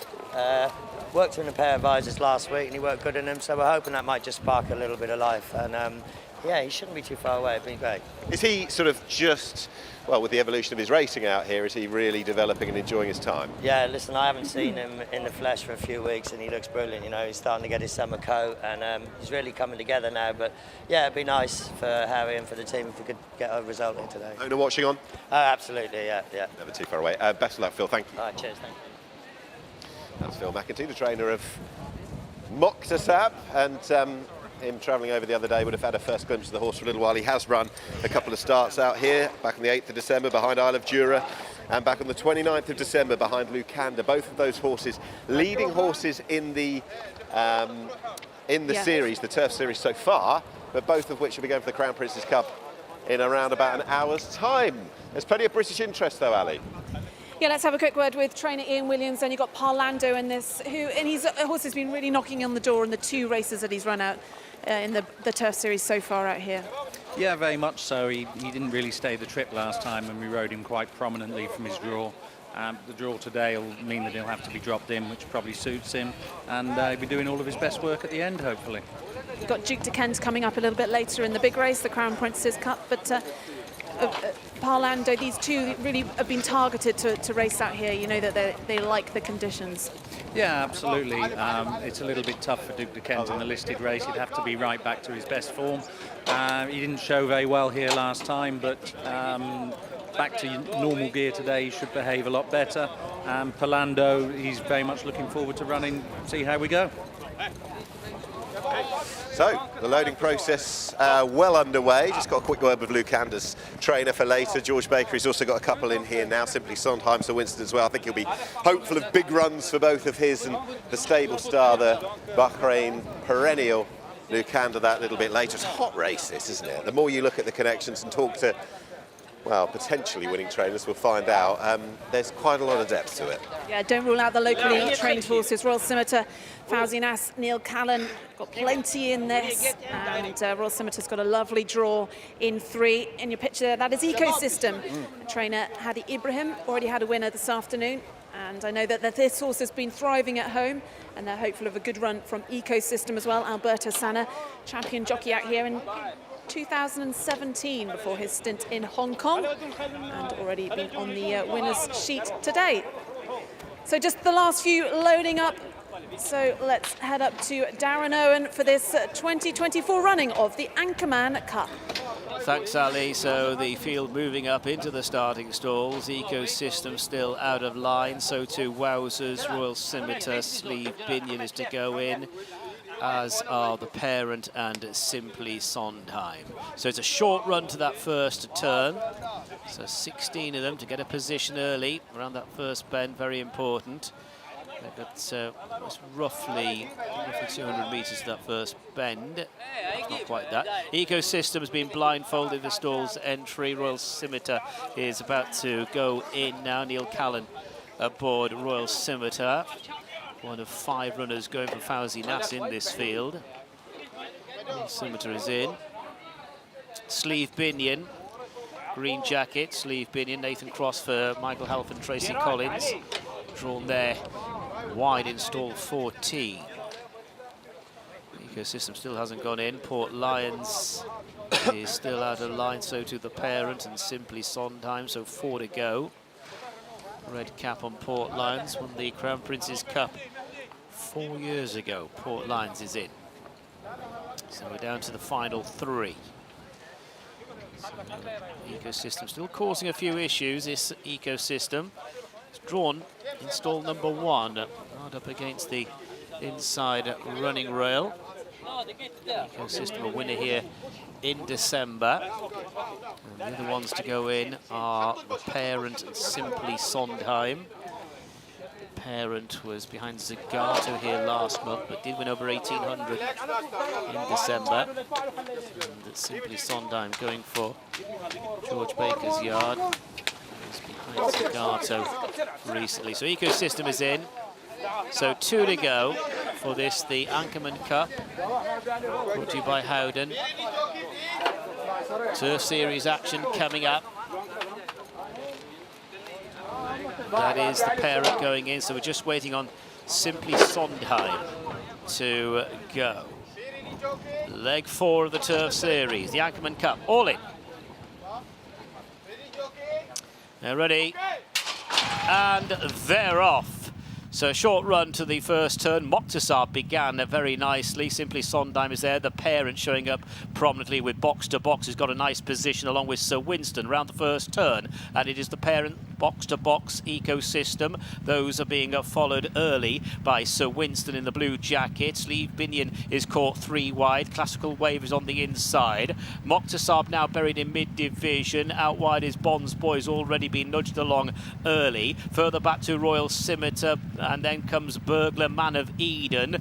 Merlin's Beard is off the pace, and Port Lions is the back marker as they move on down the far side. About 1,000 metres or so still to go, and the Parent is the leader. Ecosystem, a box-to-box dispute, second place there, followed by Sir Winston, Sleeve Binion, Moktasar and Classical Wave. Further back to Simply Sondheim in the white jacket. Royal Scimitars to the inside. Bond's Boy in the yellow cap is out wide. Burglar is next. Then Parlando gets a shout, followed by Wowzers. Man of Eden just been nudged along. Merlin's Beard is following, and Port Lions is the back marker. They're down the side of the track and approaching the final 600, and it is the Parent, the leader. The Parent extends the lead by around about 4 lengths to Ecosystem, Moktasar, and then in the pale jacket is Box to Box, is certainly in close contention. Simply Sondheim is bobbing and weaving his way through the field, so too Royal Scimitar. Sleeve Binion hasn't picked up. Burglar is out wide inside the final 400, and it is still the Parent from Ecosystem. Simply Sondheim is running on. Royal Scimitar is getting a bit of daylight as well as beginning to stay on, and on the wide outside here comes Burglar, and Parlando's not too far away, and it is Ecosystem and the Parent. Here come Burglar and Royal Scimitar. Parlando's out wide.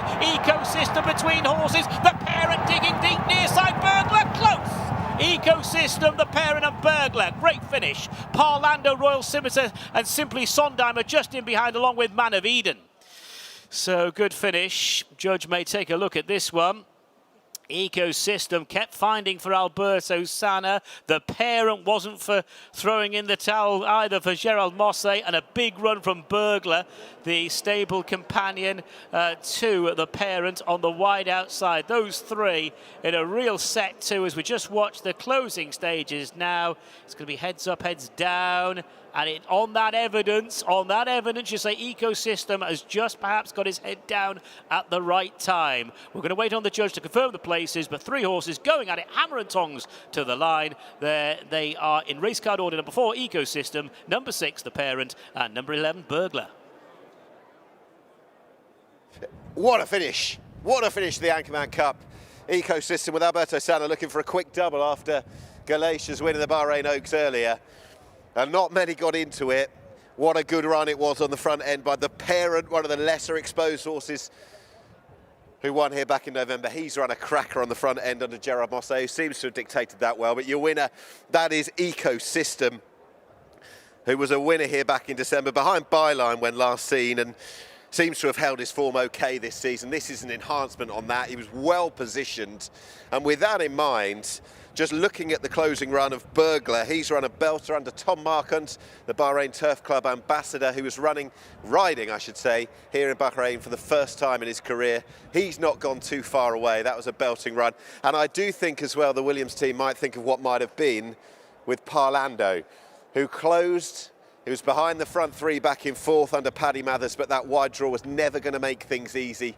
Brave run from the Parent, but it is Ecosystem who scoops the first big race of the day. And here is the result of the photo finish for first place to the fourth race, the Anchorman Cup, brought to you by Howden. First, number 4. Second, number 6. Third, number 11. And fourth, number 14.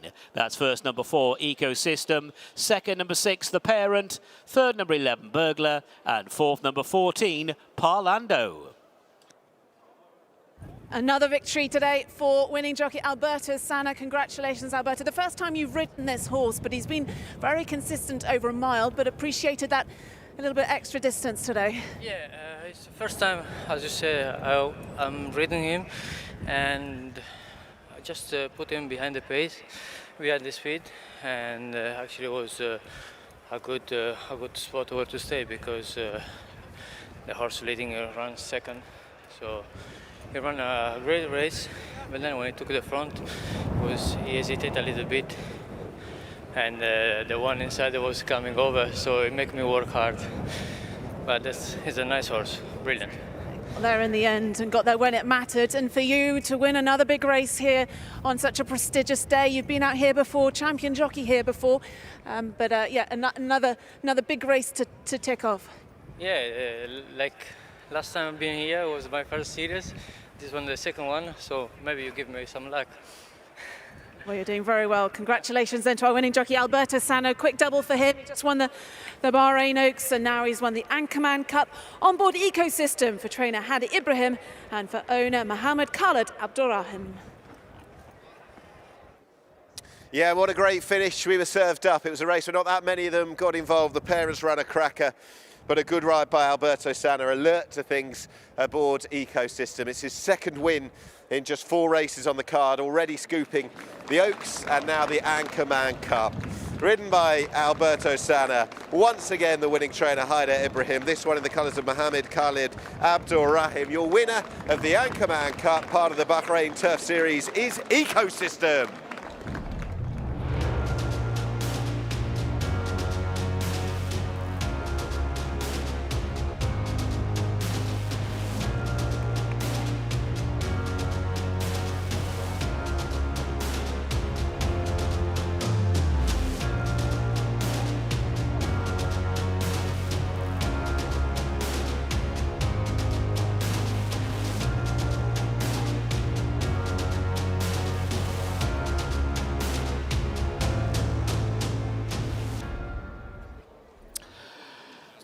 The result of the fourth race, the Anchorman Cup, brought to you by Howden. First was number 4, Ecosystem. Second, number 6, The Parent. Third, number 11, Burglar. Fourth was number 14, Parlando. And fifth, number 2, Royal Scimitar. The distances a head and a neck. A head and a neck. And the official time of the winning horse, 1 minute 50, that's 50.52. 1 minute 50.52.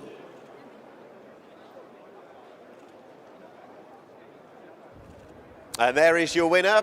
Rider down, and a well-earned drink coming the way of Ecosystem after winning the Anchorman Cup, one of the feature races on our card. Another leg of the Turf Series. Alberto Sanna, not for the first time, is about to sign his name away. A couple of the connections will be thinking what might have been Ian Williams walking past, saying, what about the weather? Well, a couple of these running into the teeth of the game. Ian, just a very quick word on your fella Parlando. He's given the draw. He's run a belter, hasn't he? Yeah, he's run another great race. He was plenty far enough behind and obliged to go quite wide. Yeah. And I thought today the trip would suit, but he looked like he would have benefited from the extra furlong today. He's knocking on the door and he's got one more opportunity. So let's hope we can be back here in 2 weeks' time. You will be back here fighting. Look forward to it, Ian. Thank you. Thank you.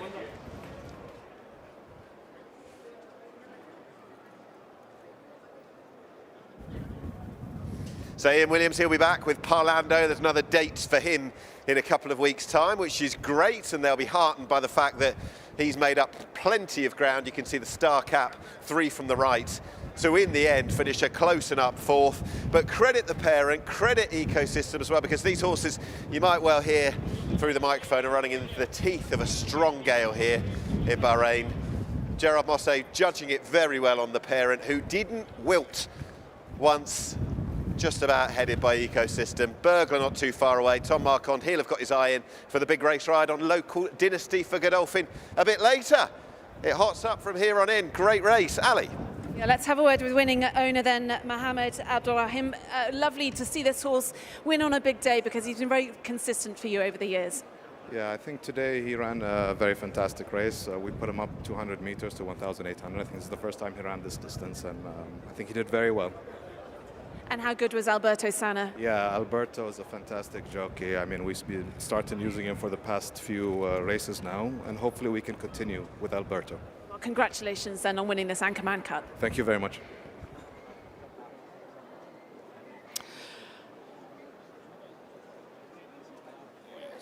And the result is now official. They have weighed in for the fourth race, the Anchorman Cup, brought to you by Howden. Just to confirm the result, first number 4, Ecosystem, second number 6, The Parent, third number 11, Burglar, fourth number 14, Parlando, and fifth number 2, Royal Scimitar. Head and neck the margins, 1 minute 50.52, 1 minute 50.52, the winner's time. The result's official, weighed in.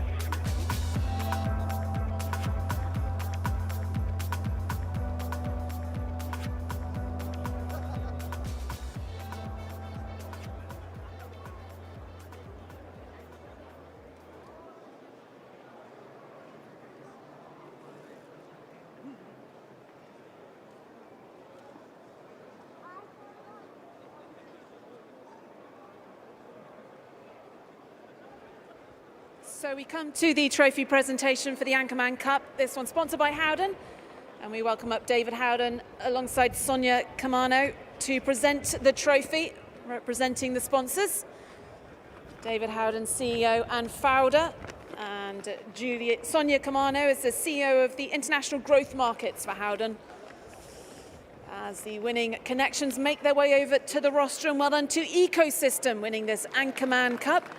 Well done to winning owner Mohammed Khaled Abdulrahim, winning trainer Hadi Ibrahim, and winning jockey Alberto Sana. So the trophy presentation then for this Anchorman Cup by Howden taking place. It was a race won by Ecosystem, winning the fourth leg of the Bahrain Turf Series for the middle distance horses. So the first of our 2 Bahrain Turf Series races completed. As we look ahead to our next one, we will be following that up with the feature race. It is the Crown Prince's Cup, and Nick is going to speak to one of the jockeys taking part in this, making his first trip to Bahrain. A very familiar face on the world stage, but a brand new face as regards the Bahrain Turf Club is their ambassador, Tom Marquand. Tom, welcome to Bahrain. You haven't been here before. I know you're going to go out on the track in a few moments' time, but is this just an opportunity that finally came about to get out here? Yeah, things obviously just properly gathered. Fantastic to be here. Obviously, been extremely fortunate to have had the support of the Bahrain Turf Club for the last couple of years, and yeah, great to finally make it. How are you enjoying things at the moment? Because I spoke to you last week in Dubai. You were winning at Meydan, at Jebel Ali. You're very much, I guess, the case is always packed for the next riding adventure. Yeah, loving it, to be honest with you. I've always travelled even away from riding and loved that, and you know it's sort of crept into my working life as well, and it's been brilliant. But look, obviously it's even better when you're going over and trying to ride some winners as well, which makes it all the more enjoyable. Unfortunately, having a bit of luck, so yeah, it's just great.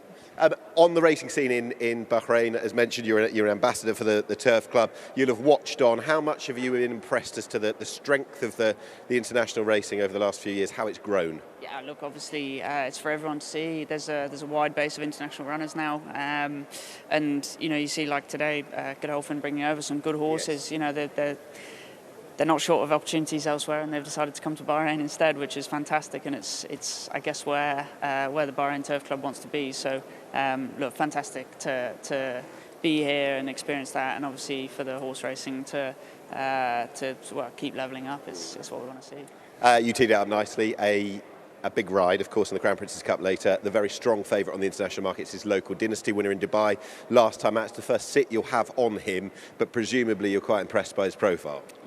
Yeah, I think we all were last time. He was pretty dominant around Meydan, and look, he's going the other way around. Obviously, a different experience for him, and he's coming up against some sort of course and distance horses. But look, you'd like to think off the back of that form, he should be the one in there to beat. The other Godolphin one, Passion and Glory, probably the threat. Yeah, 100%, exactly. Like I say, so, that course and distance form stands for plenty, and hopefully it could be a Godolphin one too, and I'm on the right one. Yeah, it's great to see and hear from the ambassador, great ambassador for Bahrain there, Tom Marquand. Good to see Tom here in action, and we've got the Crown Prince's Cup, of course, coming up a little later on. Before that, we've got the little matter of another Turf Series race as well. It is for the Speed Machines. It's a sprint. It's over 1,200 metres, the HAWAR Cup. Let's have a look at the lineup. Number 1 is Rocket Rodney, Callum Shepherd. Number 2, Brazen Bolt, Alberto Sanna. Number 3 is Derin. Note the jockey change. Abdul Rahim Jassim takes the ride aboard Derin. So 1, 2 and 3 already winners of legs of this competition. Number 4, last year's winner, Deep Intrigue, Kieran Schumacher. 5, Ocean Star, Sufyan Sadi. Number 6 is Nomadic Empire, partnered by Hector Crouch. 7, Aman, Abdullah Faisal. 8, Edward Cornelius, Jason Watson. 9, Instinctive Move, Gerald Mosse. 10, Warrior Brave, Nathan Cross. 11, Devasta, Neil Callan. 12 is Pure Dreamer, Tom Marquand's mount. 13, Anthem National, Andrew Elliott for Phil Kirby. 14, Get It, Pat Cosgrave. 15, Nationwide, Stefan Lajaj. 16 is Danger Alert, John Egan. 17, Roman Dragon, Ibrahim Nada. And 18, Redemption Time, partnered by Lee Newman. Reserves not required. 18 to go to post for the HAWAR Cup, race 5.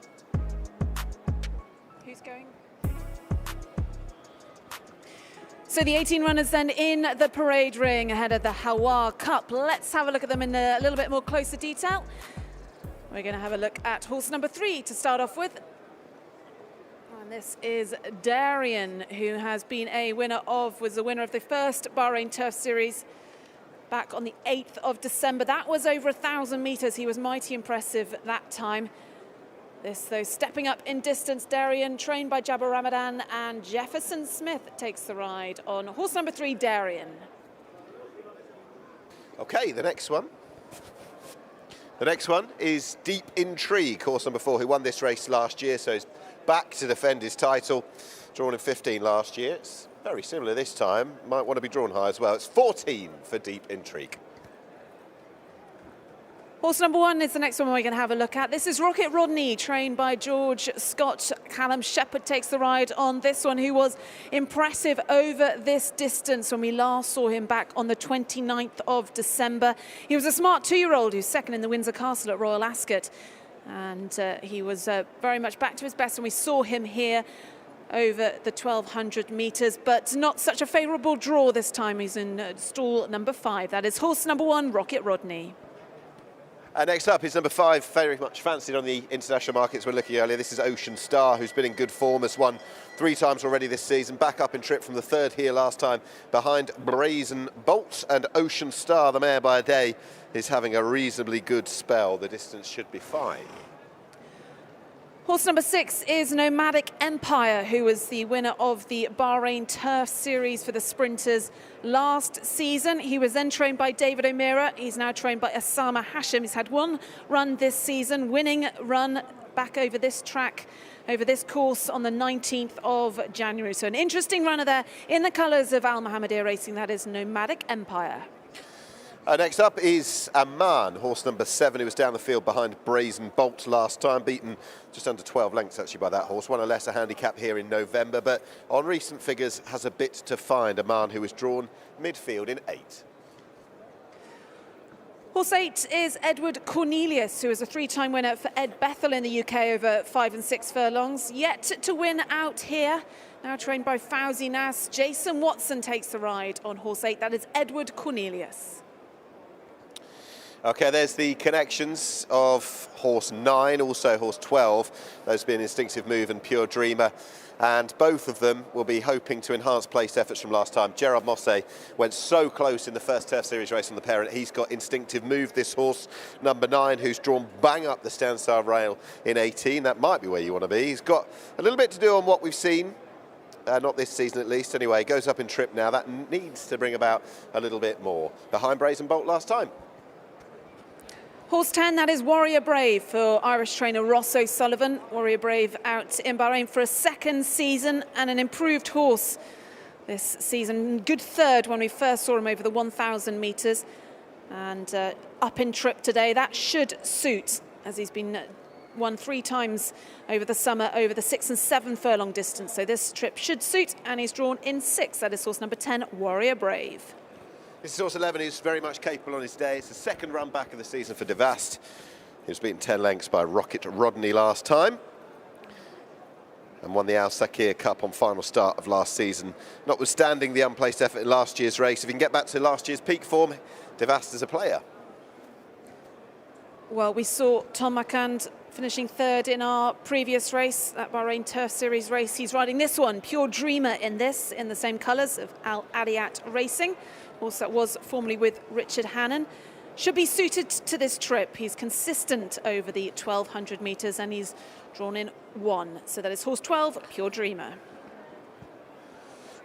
13's an interesting runner. That is Anthem National for trainer Phil Kirby. And Anthem National, 8th behind Brazen Bolt when fancied any of a number of them, to come out of that race and reoppose. The third to Rocket Rodney was strong the time before. It's still early days in Bahrain, and Anthem National, he's drawn down low along with a number of the well-fancied horses in here. Could be a big player in the race. Horse 2 is Brazen Bolt, who was so fantastic when we saw him back on the 12th of January, winning the Al Wassamir Cup over 1,000 metres. This horse representing John and Sean Quinn, the first time that they've had a flat runner in both their names. Alberto Sanna takes the ride on this horse, looking for a quick treble. Brazen Bolt certainly was very impressive when we saw him last time out, and he'll be coming out of stall 4. 15 is Nationwide, jockey just getting aboard. Was only beaten a couple of lengths actually by Brazen Bolt last time and goes back up to 1,200 metres, and the best form is probably overall at this sort of distance. We'll see how the draw plays out, but this one draw very high.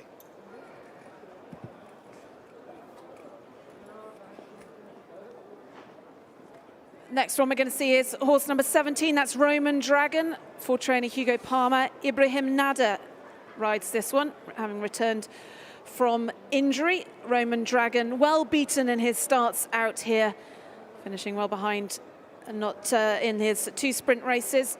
And he'll be representing Michael Owen, having been bred by him as well. So that is horse 17, Roman Dragon. 18 with local trainer Alan Smith, very, very well represented. He's got redemption time as well. He was runner up to Nomadic Empire last time. Still only a couple of starts actually for the trainer since the switch from Britain. Did have some very useful form in handicapping terms in the UK. Tough enough task, but still early days. And we'll see what redemption time only a 4-year-old can achieve. One more to look at then, that is horse number 16, Danger Alert. Another runner for trainer George Baker, who's got a big team out here this winter. John Egan takes the ride on Danger Alert, a 3-time winner for George Bowie, but yet to bother the judges in his 2 starts here in Bahrain. We've rattled through a great number of the runners with a densely packed parade ring right in front of both Ali and I. Might have 1 or 2 of them still to pick up, but the runners are making their way down for the HAWAR Cup, which is run over the straight 1,200 metres on the outer track, as they are, right in front of the grandstand now, and the runners making their way down. It's been the case that you might want to be on the higher end as regards the starting stall numbers, but we shall see. Don't forget they'll be running into a gale. Right, this is a horse that we haven't seen. This is 14. This is Get It. Now, Get It actually finished best of the high-drawn runners here last time, even though 7th to Brazen Bolt. George Baker trains this one. He's also got Danger Alert. Get It. Not a bad run that day. Loved him in the UK last season. A good sprint handicapper and hasn't started life badly by any means out here. Was second past the post subsequent winner here last January. And Get It. He's certainly capable of being in the frame. He's been behind Brazen Bolt and Rocket Rodney the last couple of times. Pat Cosgrave just about gets aboard there. So it'll be fast and furious. Seeing the early stages or midway through, just where you want to be, perhaps? As regards likely the split, it's a big field, straight up the home straight.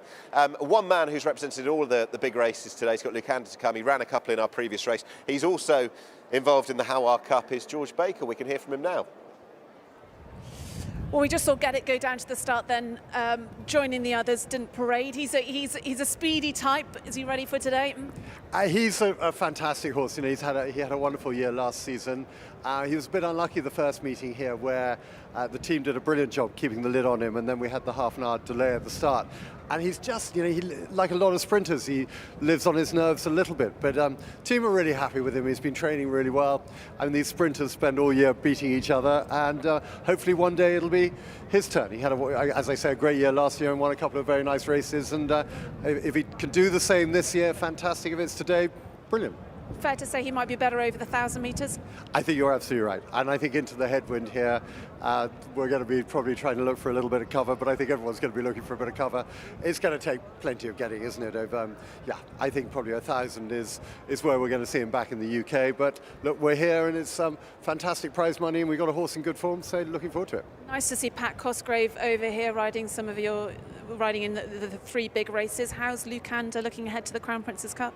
Lukander's great. What a star he's been for us. You know, when you see your horse on the back of the stands, you know you've done something reasonably well.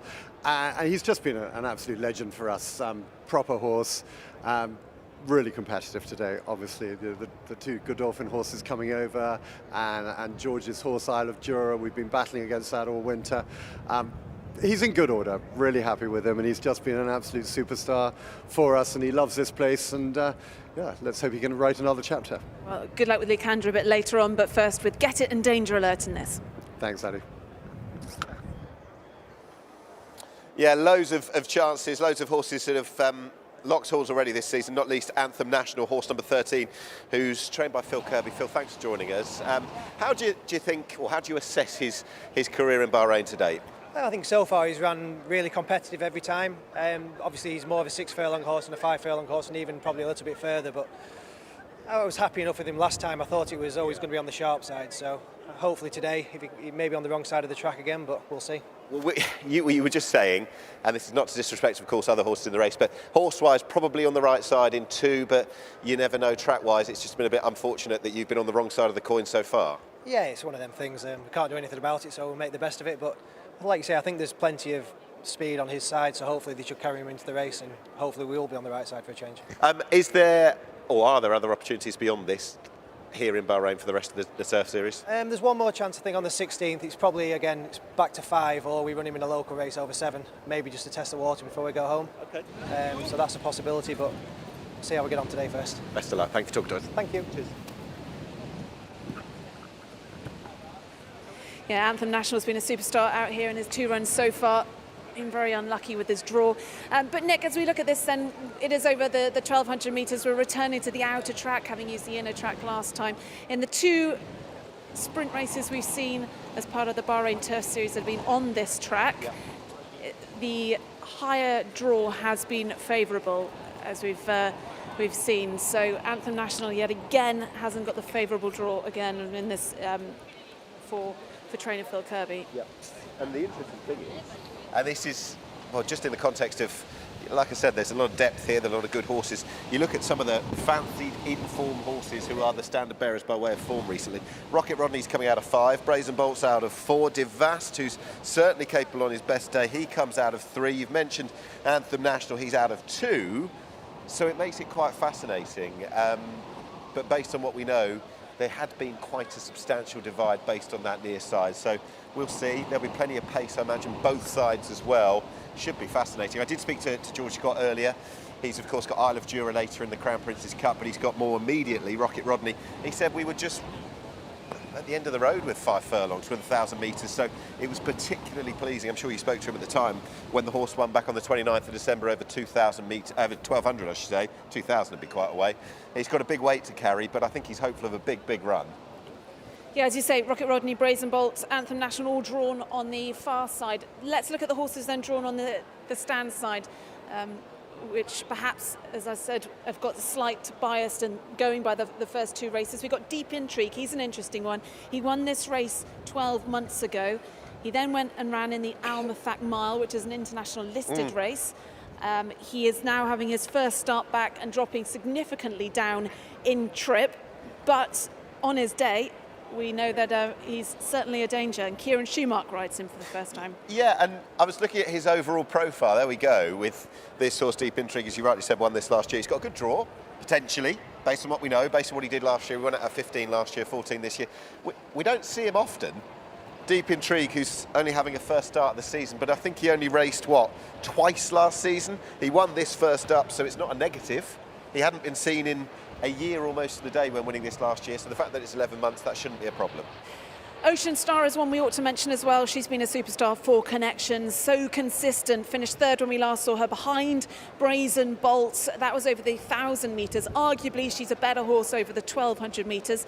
She's won 3 of her last 5 starts, all of them over the 1,200 metre distance. And as I said, she's been a real consistent horse for Connections. She was trained by Archie Watson in the UK, now with Mohammed Hassan.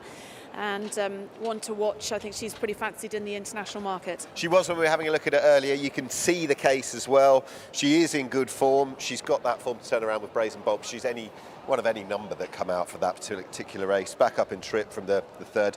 1,200 metres is more her trip as well. But, you know, I like a sprinter in form. Of course, they tend to sort of bounce from one race to another, and I think she's just that. There we go. A lot of people here enjoying their day.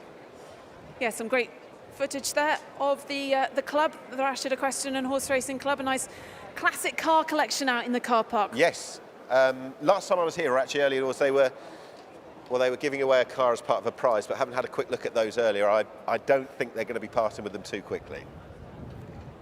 Yeah, some nice cars out in the generous car place, park. though. You never know. Maybe. And there we are. That is the 1,200 metre start. They're starting to load. Nomadic Empire going into stall 14 under Kieran Schumacher. It's a fascinating race. Another hugely competitive race as part of the Bahrain Turf Series. This is the HAWAR Cup over the straight 1,200 metres. So runners then moving up into the starting stalls for the HAWAR Cup. We are currently looking at Nomadic Empire, one of those representing Al Mohammedia Racing. This is Rocket Rodney, already the winner of a leg in this series. And there's another leg winner, pale blue jacket of Brazen Bolt. So we've got Rocket Rodney, Brazen Bolt, Dererin. They've already won a leg of the Turf Series for the sprinting division. So there goes Rocket Rodney, runner up at Royal Ascot as a 2-year-old. Brazen Bolt was a winner here last time. That was over 1,000. Grabbed the far running rail, but remember they were on the inner track on that occasion. We're looking at Nationwide, red cap, Stefan Lejage aboard, number 15 Nationwide. He's already had a winner today. Brazen Bolt goes into the stalls. Divast goes into the starting stalls as well. Divast in stall 3, Brazen Bolt is into 4. Ocean Star's been blindfolded. Aman is still to go in. Nationwide and Instinctive Move now moving into place for this, the HAWAR Cup. This is leg 4 of the Turf Series for the sprinters. Get It, black and white jacket, another one to move into place. Aman going in, not many more to go, only 2 or 3 more out of line. Ocean Star's one of those, Get It is another. They're probably just the last 2 now to go forward as Ocean Star just rears there. Ocean Star was third behind Brazen Bolt last time, over 1,000. Ocean Star to complete the lineup. They're going down the straight 1,200 here, and they're all in for the HAWAR Cup. Ready, and they're off. With Instinctive Move beginning well to the extreme right. Nationwide is showing up promptly with that horse as well. Also well, there's Edward Cornelius and Danger Alert, followed by Redemption Time. Brazen Bolt with speed with Anthem National to the far side. Pure Dreamers in that far side group, followed by Divast and Rocket Rodney, then Dererin and Warrior Brave.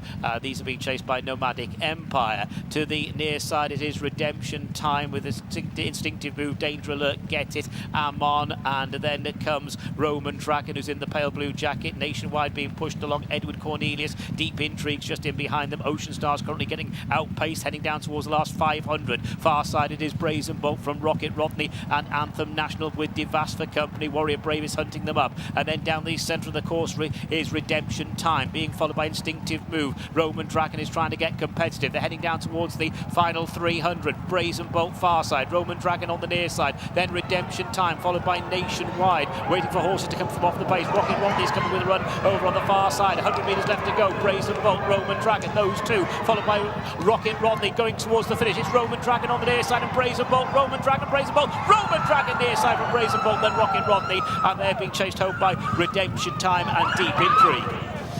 So it is Roman Dragon coming from the near side, stall number 17. A big success here for Nick Hughes and Owen Promotions Limited, Hugo Palmer and Ibrahim Nada. They raced wide apart, those two in the pale blue colours. Roman Dragon near side. Brazen Bolt has run another blind, another corker from Brazen Bolt, who leads the series on points, but he had to succumb to Roman Dragon here this afternoon. Number 17, Roman Dragon, has gone on to take the money. Over on the far side, big effort from Brazen Bolt, and Rocket Rodney wasn't too far away either. So we'll confirm the placings shortly, but Roman Dragon on the near side, Brazen Bolt far side, Rocket Rodney. Nothing really coming from off the pace. The grey Deep Intrigue ran on late, but it's Roman Dragon's day from Brazen Bolt, Rocket Rodney, Redemption Time and Deep Intrigue involved in a photo finish for 4th position.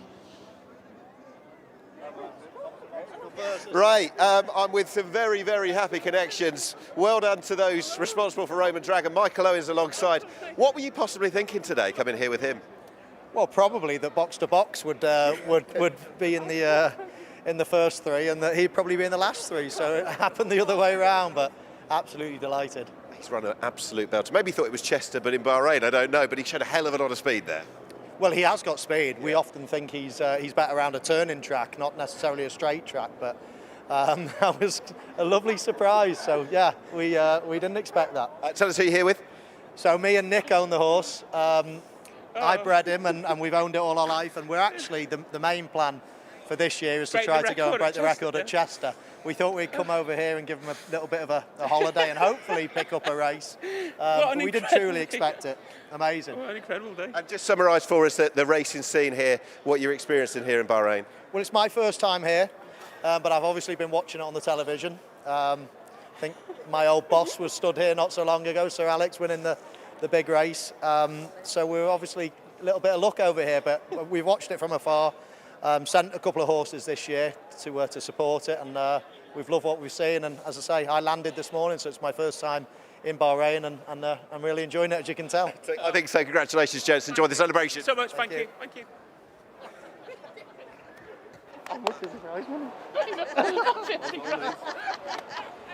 Well, delighted owners there and a delighted jockey. Well done, Ibrahim Nada, then for steering this one to victory. And well, he really certainly. You had the side. How did it sort of pan out for you? I mean, you very nice way it all sort of got towards the finish. To be honest, he surprised me because the last two races he finished last, but today he showed different today, and the trainer told me that he'll be different today. He was showing at the training every day he's working better, so I stay behind the leader, and when I asked him, he gave me a good turn of foot and he kept going. And Ibrahim, on a personal level, how important is this race, given that you've just returned from a broken leg? Yeah, it means a lot for me to win a turf series race. I think I'm the first Bahraini jockey to win a turf series race, and I would like to thank all the connection that let me try the horse. Well done then. Ibrahim Nada winning this HAWAR Cup on board Roman Dragon. Yeah, huge success. I don't think much was expected based on the owners. But if it was a surprise, it was a pleasing one at that. He was drawn high, and a massive say over on the far side for all that they came back towards the middle for Brazen Bolt. He's been a star of the Turf Series so far. He leads the standings, and that's exactly where he stays. But this was the day for the horse in shot right now, under Ibrahim Nada, for trainer Hugo Palmer, in the colours of Nick Hughes and Owen Promotions Limited. It's success for Roman Dragon.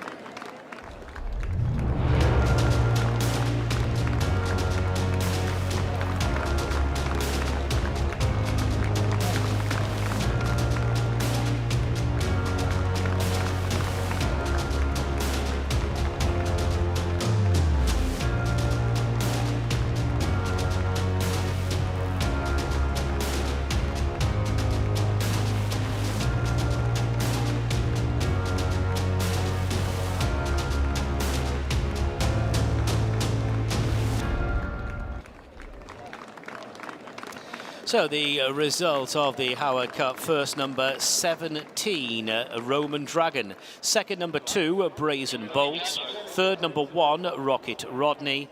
The fourth horse home was number 18, Redemption Time. And fifth, number 4, Deep Intrigue.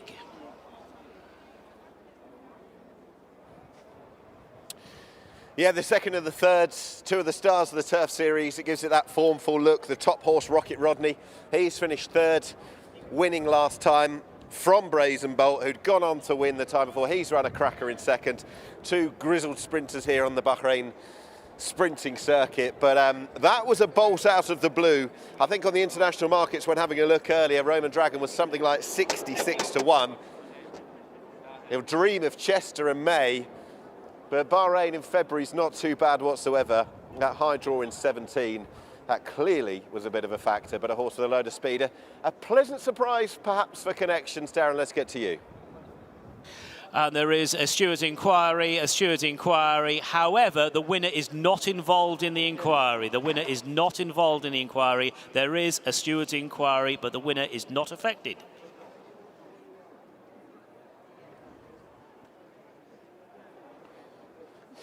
So it's left-handed round the bend, usually at Chester, but straight up the Bahrain 1,200-metre turf track here.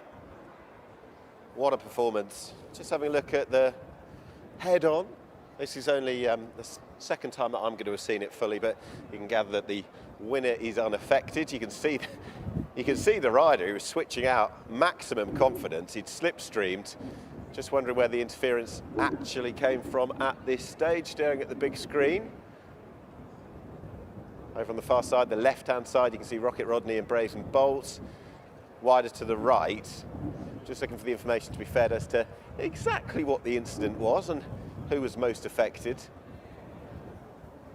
It's regarding the third and the weighing in procedure, I gather. The third, that is Rocket Rodney, the top weight, Callum Shepherd, 63 kilos, Rocket Rodney. I gather that is exactly why we've got this steward's inquiry. But you can see there exactly what it meant to the winning rider, Ibrahim Nada. I know that Michael Owen was saying afterwards that they were expecting Box to Box to be a big player. It didn't happen for him in the previous Turf Series race, but it certainly has happened for Roman Dragon, who slipstream, burst through over on the far side. Brazen Bolt's run a cracker, but it was near side Roman Dragon who went and won it. Another high draw dominating on this outer sprint track, but spare a thought for the horse drawn over on the far side, Brazen Bolt. He leads the series. He's been a star. Let's hear from him now. Yeah, Sean, he ran an absolute cracker there, didn't he, Brazen Bolt? You can see the replay. Yeah, he ran very well, Ali. He's run well here all winter. It's been a fantastic trip for him and his owners, and we've all thoroughly enjoyed it. So consistent, and it's paid off. He is, what you were saying, he's confirmed the winner of the sprint division. Yeah, that's fantastic. Obviously, that's an added bonus on top. He's collected great prize money in his 4 runs here already. To get that on top is really the cherry on the cake. Just a bit disappointed for him that he couldn't win today. One more crack at it, though. He'll be running in the last run as well. Yeah, all being well, that's a fortnight away, and he's really thrived since he got here to Bahrain. Jingri has done a great job with him, and we'll look forward to 2 weeks' time. And personal satisfaction, you're now on the trainer's license as a co-trainer with your father. Yeah, that was my first runner on the flat, so it would have been better if he'd won. And just finally, the connections of this horse, hugely satisfying, given the owner also bred him as well. Yeah, Peter bred him, as you say. So he's had him since he was a foal. He's still got the dam. His little brother is due to come into training shortly, and no, it's fantastic. Oh, well done. Thank you. So here is the provisional result, just to stress that the stewards' inquiry is continuing and it concerns the weighing-in procedure for the third horse past the post, number 1, Rocket Rodney. These are the placings that they passed the post. First, number 17, Roman Dragon. Second, number 2, Brazen Bolts. Third, number 1, Rocket Rodney. Fourth, number 18, Redemption Time. Just to confirm, fifth was number 4, Deep Intrigue, and 6th, number 15, Nationwide.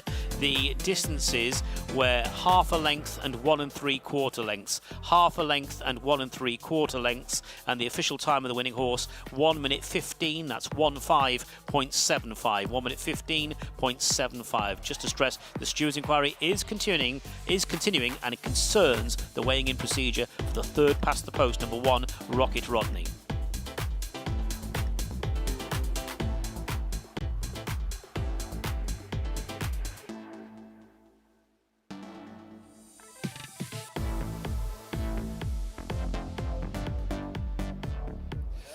Well, what a good race that was.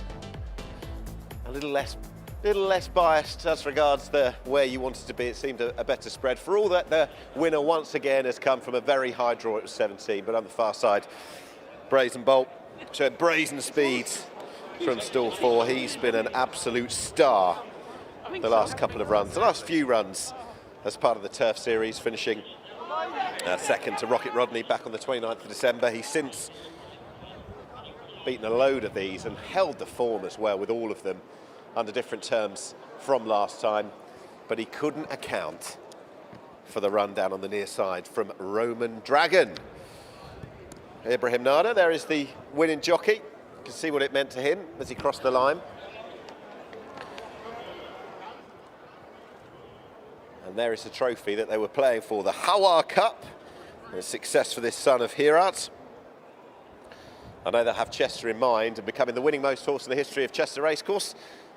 Doubtless that venue that's held dear to all connected, not least the owner-breeder. There he is, he's all smiles. If you'd have told him you're coming away with a winner from today, I'm sure he would have said box to box, how good was that? But perhaps not Roman Dragon. It's not always the way that it plays out. Michael Owen, as he was saying, a bit like his former boss, coming to Bahrain and winning one of the biggest races just a few months after Sir Alex Ferguson and Spirit Dancer. Let's make it official as well and give these fine connections their moment in the sun here in Bahrain. Ali. Yeah, His Highness Sheikh Issa bin Salman bin Hamad Al Khalifa will be presenting the trophy for this, the HAWAR Cup. It is a big moment here for jockey Ibrahim Nada, the first Bahraini jockey to win a Bahrain Turf Series race. And well done to connections then of Roman Dragon receiving the HAWAR Cup from His Highness Sheikh Issa, owned by Nick Hughes and Michael Owen, trained by Hugo Palmer and ridden by Ibrahim Nada. Roman Dragon, the winner of the 2024 HAWAR Cup.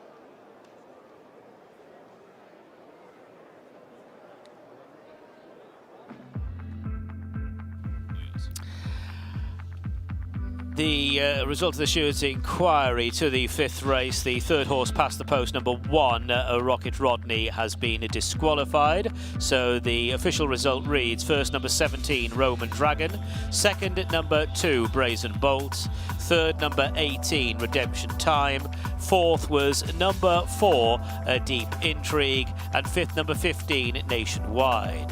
They have now weighed in, that is the official result. The distance is to confirm half a length and 1 3/4 lengths, half a length and 1 3/4 lengths. At the time of the winner, 1 minute 15.75, 1 minute 15.75.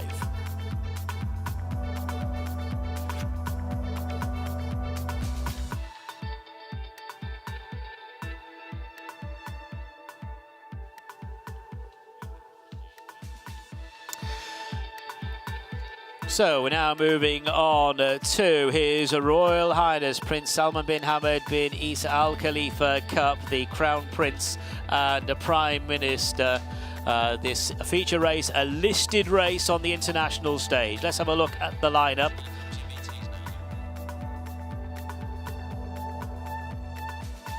Number 1 is Passion and Glory. Passion and Glory, winner of the King's Cup last year, second in the Bahrain International in 2022. Goes for Godolphin, Said bin Suroor and Kieran Schumacher. Number 2 is American Flag for Gerald Mosse and Alan Smith, already a winner here this season. Number 3, Duke de Kent for Lee Newman and Ian Williams, has run well here behind Isle of Jura this winter. Ex-French performer, this time last year, was winning at Cannes-sur-Mer. Number 4 is Isle of Jura, the horse in really good form. Callum Shepherd takes the ride for Victorious and George Scott, narrowly denied by Lucanda last time, won the Al Muharrak Cup in December.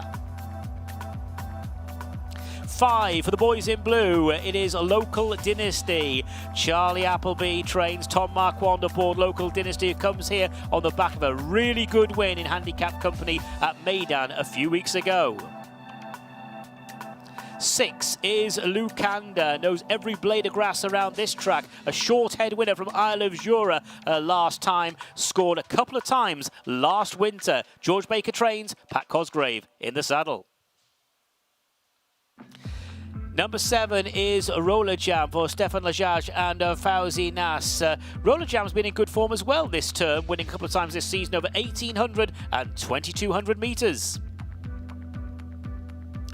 Number 8, Sovereign Spirit. Sovereign Spirit was in the winner's enclosure earlier on this term. Sovereign Spirit, formerly trained in the UK by Andrew Balding, was behind Zagato last time. Sufan Sadi aboard. And number 9 is Zagato. Zagato, winner of his last 2 starts, won the King's Cup back in 2022. Neil Callan, the ever-popular Neil Callan, in the saddle. So the race 12 months ago was won by Warren Point for Godolphin. Charlie Appleby, Richard Mullen riding Warren Point 12 months ago. Charlie Appleby is back this year. He has got Local Dynasty. Tom Marquand will be riding that one. But let's have a look at all of the horses in the parade ring. And this is Passion and Glory, who has done so well here in the past. He won the King's Cup in March. Before that, he was second in the Bahrain International Trophy in 2022. Kieran Schumacher rides Passion and Glory. And he comes here having finished behind Local Dynasty at Meydan. But we know he certainly likes the conditions and the course here. Riders making their way out. Riders making their way out. Pat Cosgrave, Kieran Schumacher, and on the left we've got Tom Marquand, who we heard from, Gerard Mosse. Very much a familiar face here. He's about to take the ride on horse number 2, American Flag, but there's the 2 for Godolphin. White cap, keep an eye on that. Tom Marquand, he's on Local Dynasty. And the all blue, Kieran Schumacher for Passion and Glory. Right, back to the runners. Number 2 is his American Flag. As mentioned, Gerard Mosse is aboard. He's had a great year and a half, I think, since coming to Bahrain. Rarely runs a bad race, and big player in a couple of the key races here last season. So we'll see what he can offer with the international raiders coming his way.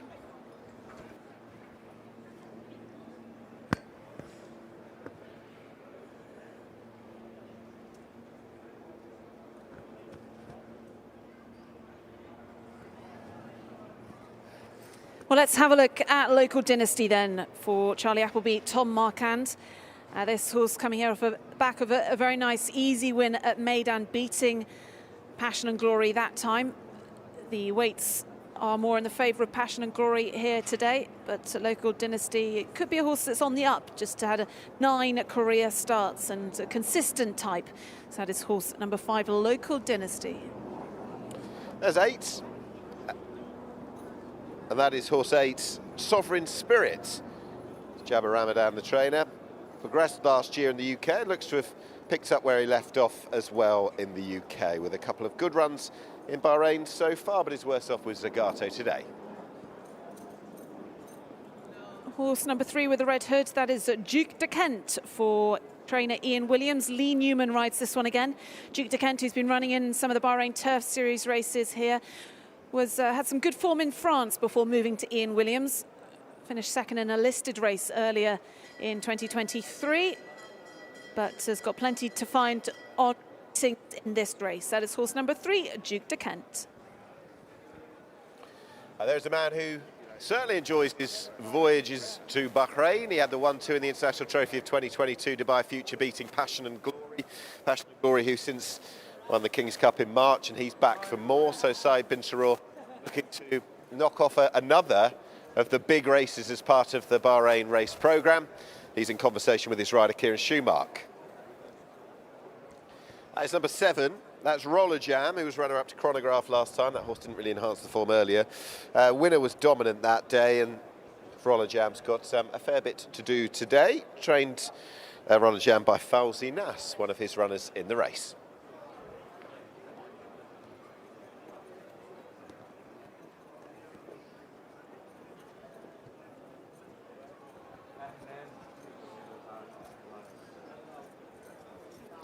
So there is trainer Alan Smith, about to give Gerard Mosse the leg up on horse number 2, American Flag. Alan Smith leading the Trainers' Championship this season, had a wonderful start. Gerard Mosse, who's been based out here all season. Let's have a look at horse number 9, Zagato, a horse that needs no introduction out here. There he is. Neil Callan takes the ride for Fawzi Nas. He won the King's Cup in 2022, his second in the Bahrain Gold Cup last season, and very much back to his best the last two times we've seen him. Good victory in the trial race for this under Neil Callan. That is horse number 9, Zagato.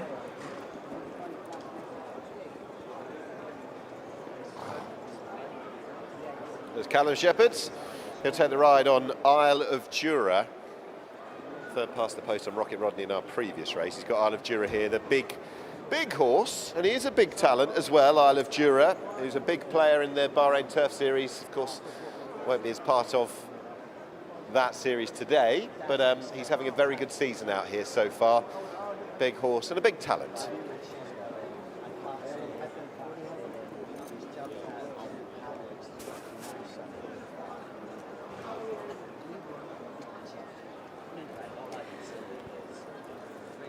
And Isle of Jura's form ties in very closely with this horse. Horse number 6, Lucanda, who's been an absolute superstar for Connections owners Nigel Jones and Paul Bowden, who enjoyed victory out here last season and this season. He finished 4th in this race last year. He went on to win His Highness Sheikh Nasser's race mid-February. Here in the Bahrain Turf Series this season. Trained brilliantly by George Baker. Pat Cosgrave comes over to ride. That is horse number 6, Lucanda.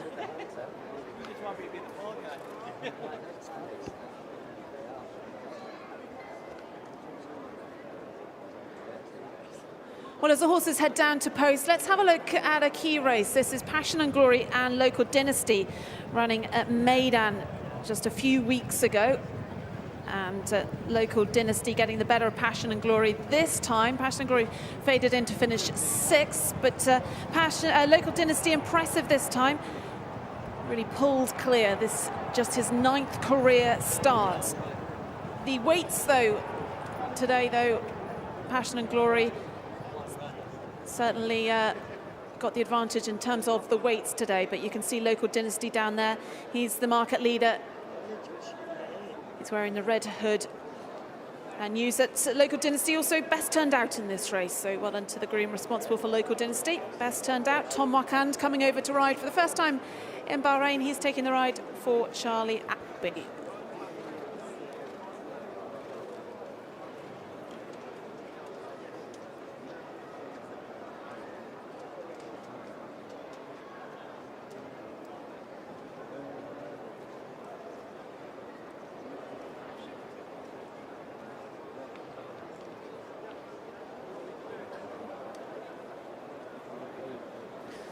Ryan Tung, who is, he heads up Diva Racing, he's just been given exactly what to say by the trainer. Ian Williams, trainer of Duke de Kent, of course owned by Diva Racing. We've seen him here already this season. What might we expect, Ryan, from Duke de Kent today? Well, it's a big step up in class. He's a listed winner in France, so we've took the headgear off and the tongue strap, which we feel we didn't face the last day. So, but yeah, it's definitely a step up in class, but it's worth a go, definitely. 100% worth a go. Was this race part of the schedule in mind you had for him when you bought him? Well, bought him over here. Well, ideally we just wanted to come here and see what horse we have, and he's been showing that he's worth a step up in class. So it's just great to be here anyway. It's, like I say when I'm in Dubai, it's fantastic, isn't it? The Middle East. Is indeed. Is there another race after this that you've got in mind? Will there be a leg before he goes home? Yeah, well, we could go on the 16th for the Turf Series race. But let's just see how we get on today. He's working well, and Lee Newman's rode him recently, and great jockey to have on board, so best of luck. Wish you well. Thank you. Let's have a look at another of the horses that are based here over the winter. This is Isle of Jura, who has been fantastic in the BAHRAIN Turf Series races we've seen him in so far. He was a brilliant winner of the first one. Callum Shepherd came over to ride for George Scott. He's a real rangy, improving type. That is Isle of Jura, whose form ties in very well with Lucanda. Sovereign Spirits going in. And they are almost all loaded. So Darren Owen will be calling them home in the 2024 Crown Prince's Cup. Thanks, Ali. So just two more now to load. Roller Jam is one of those. Roller Jam has gone in. We're now waiting on American Flag to complete the lineup for the Crown Prince's Cup, going 2,000 metres. They're all in. And they're off for the Crown Prince's Cup. Zagato began alertly with American Flag on the outside. Sovereign Spirit and Duke de Kent are well to the fore as they get their early positions. Roller Jam is the one closest to the running rail, just being shaken up to go forward as they make this short run to the first turn. So around the first bend they go. It's American Flag wide of Roller Jam. Those two are followed by Sovereign Spirit, Zagato, White Sleeves, White Cap, a little bit keen just in behind. Local Dynasty, Blue Jacket, White Cap, and then Lucanda in mid-division, followed by Duke de Kent, Passion and Glory, and Isle of Jura are the last two.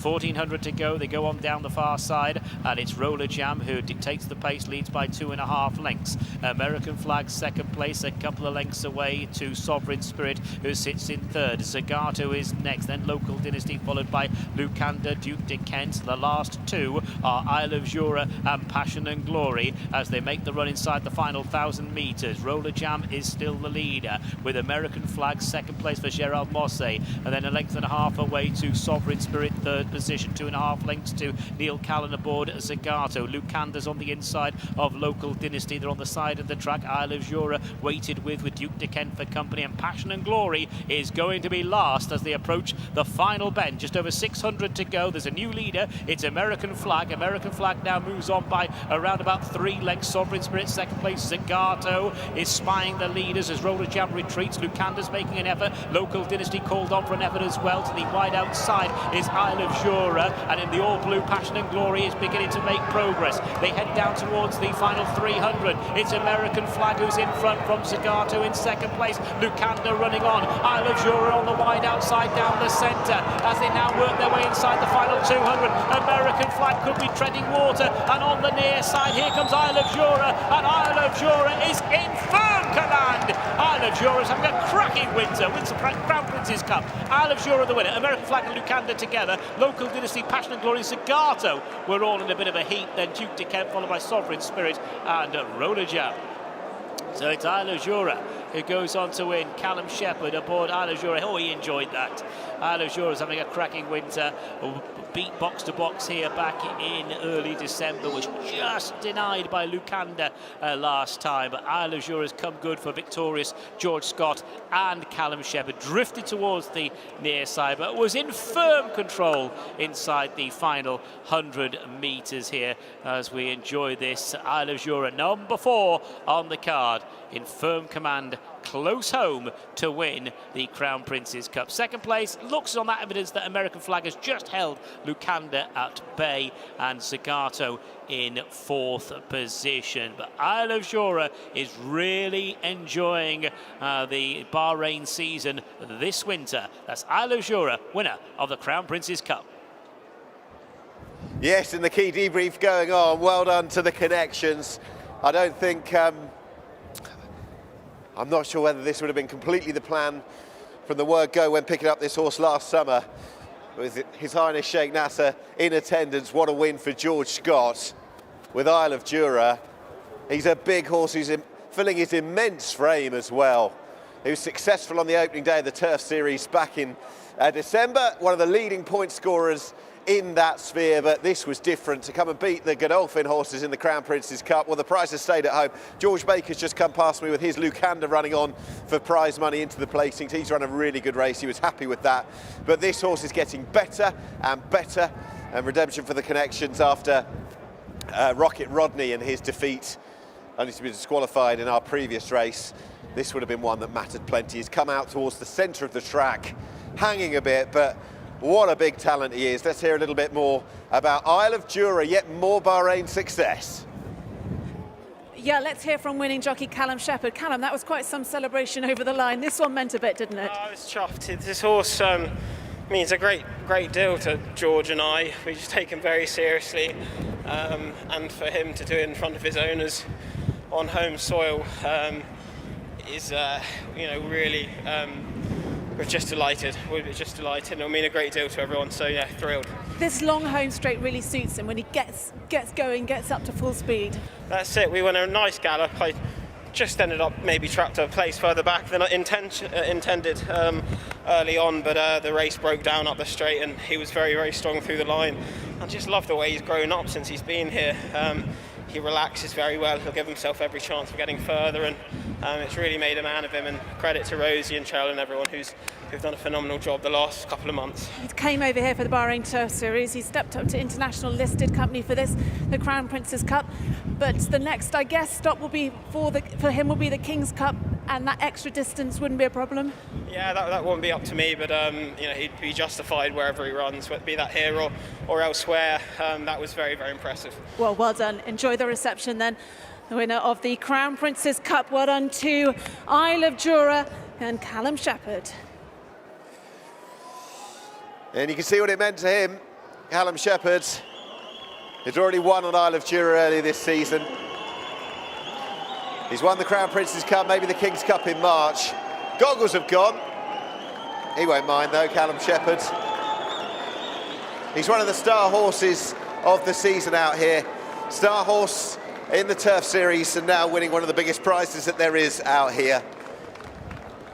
Callum Shepherd, the winning rider. George Scott, the winning trainer, in the colours of Victorious Racing, the winner of the Crown Prince's Cup of 2024.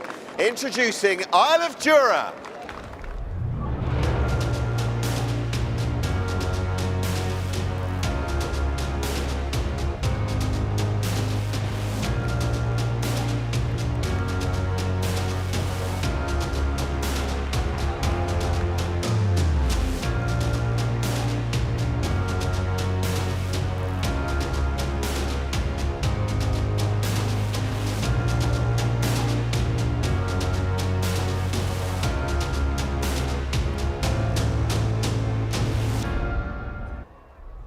So the result of His Royal Highness Prince Salman bin Hamad bin Isa Al Khalifa Cup, the Crown Prince and Prime Minister, sponsored by Sibaco. The result: first, number 4, Isle of Jura; second, number 2, American Flag; third, number 6, Lucanda; and the fourth horse home there was number 9, Zagato, confirming the fifth as number 5, Local Dynasty. The distances were 3 3/4 lengths and half a length, 3 3/4 lengths and half a length, and the official time of the winning horse, 2 minutes 03.01. 2 minutes 03.01. A superb performance from a quality horse and a quality jockey. Isle of Jura, partnered by Callum Shepherd. Yes, the debrief going on now. Callum Shepherd explaining how the race was won. on Isle of Jura. This horse is getting better and better ever since he's been stepped up in trip as well, and since he's come out here. You only have to get up close and personal with him to see just how big he is. He's won the Crown Prince's Cup. He's a big talent. The King's Cup will be on the agenda surely as well. I know that back in December, we're speaking to George Scott, the dream was to even think about races like this. I think he's excelled or exceeded by excelling the expectation that the connections might have had from the word go. But these kind of races are what these colours are all about. Callum Shepherd signing away. This is the one he would have dreamt about. The Godolphin horse, it wasn't fit to be for them. Passion and Glory. With his great record here, he wasn't able to enhance it. Local Dynasty, he was very short on the international markets. It wasn't to happen for him either. Hopefully we can get a word with George Scott, who's just come over. George, this, as a trainer, training for these connections, this is what it's all about, isn't it? Yeah, no, absolutely. You know, as a well-documented, Sheikh Nasser and Fauzi have been huge supporters of mine, and to repay them in that way is just so exciting. The horse has just grown up so much, you know. And look, Rosie's leading him up there. She rides him every day. She deserves a huge amount of credit, and Cheryl. So yeah, it's a great day. It's a great day. I know when I spoke to you in December, I don't know whether that was a surprise when he won here at the start of the Turf Series, but I know the dream was a distant one to even come here at that point, but it's the dream fulfilled. Yeah, no, absolutely. It's a special day. I got the kids here as well. Yeah, they came. Sheikh Nasser very kindly invited them. They're off to the carousel. But no, They can ride the proper horses, he's a lovely horse. And he's improving, and he's bred to be a very good horse, so the sky probably is really the limit with him at this stage, you know, although we'll enjoy today. George, well done. Best of luck for the King's Cup. Thank you.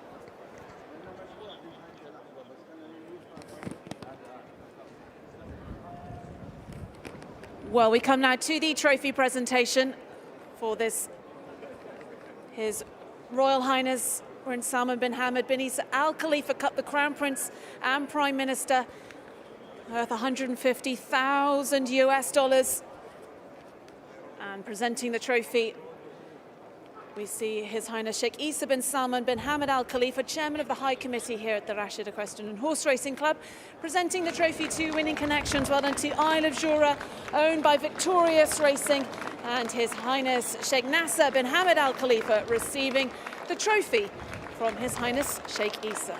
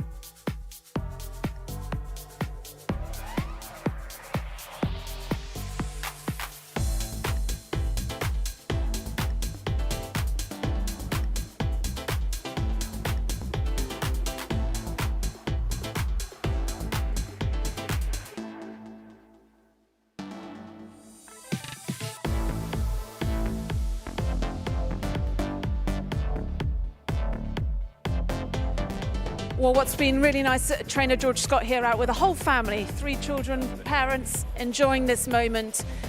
Victorious Racing being huge supporters of the yard, so no doubt he's very happy to repay them with victory here in the big race. Yep. And Victorious Racing are no strangers to the winners' enclosure here, been successful in a lot of the big races in recent years. Isle of Jura, though, a horse that they've really targeted at racing here in Bahrain, a real big, late developing type, bought by Godolphin back last season. Yeah. And great to come out here and pick up some big prizes. Absolutely that. I think it was a dream fulfilled to go and win one of the Turf Series races at the beginning of the campaign.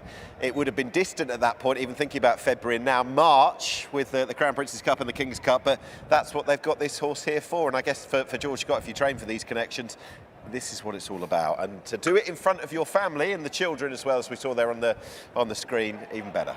Isle of Jura winning the Crown Prince's Cup, an international group, or international listed race with hopefully ambitions to become a Group 3 next season. Yep. But we also ought to reflect on the 2 Bahrain Turf Series races. This is the penultimate fixture ahead of the final fixture in just a couple of weeks' time. But it's already victory to Brazen Bolt winning that sprint division, having finished second today to Roman Dragon. Yeah, and what a story that was. Brazen Bolt deserves loads of credit, as do the Quins, but Roman Dragon, for the owners, for Michael Owen, and also for Nick Hughes, the partnership that's been, they couldn't have expected that. I don't think anyone could. They're going to take him back to be the best horse that Chester's ever had, but to go and conquer Bahrain in the winter, not bad either. No, the outsider of the field, Roman Dragon. Ecosystem won the Anchorman Cup, which was the middle distance Bahrain Turf Series race. A horse that has been very consistent for owners and connections. So nice to see him get his nose in front in a Bahrain Turf Series race. And owner Mohammed Khaled Abdurrahman, big supporters of racing out here. Finish of the day as well, given the fact that the parent was given such a good and enterprising ride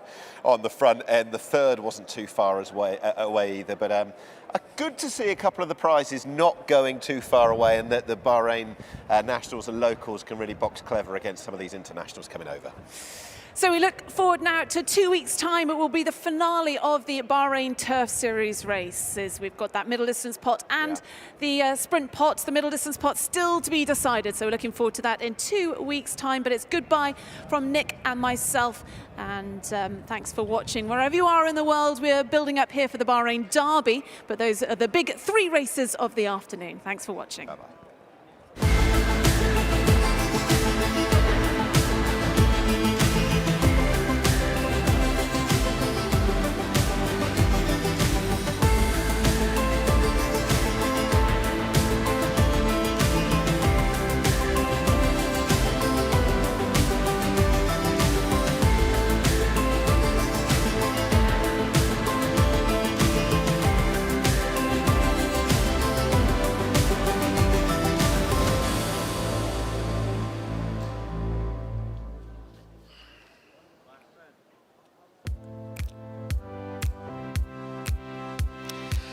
And the result is official for the Crown Prince's Cup. They have weighed in for our 6th race. Just to confirm there, the winner was number 4, Isle of Jura, second number 2, American Flag, third number 6, Lucanda, the 4th horse home number 9, Zagato, and 5th number 5, Local Dynasty. 3 3/4 lengths and half a length the margins, 3 3/4 lengths and half a length. 2 minutes 03.01. 2 minutes 03.01. The winner's time. The results official. Weighed in.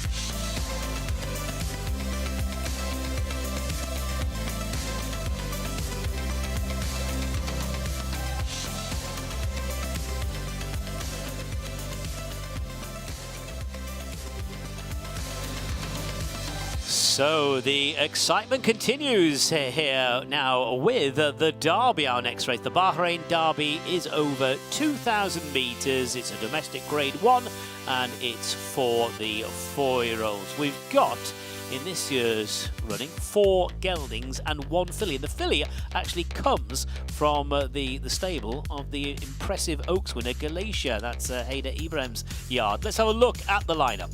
Number 1 is Hercules. Hercules is partnered by Stefan Lajaj. Number 2, Scorpius and Hussein Maki. 3, Zafarani, Hector Crouch.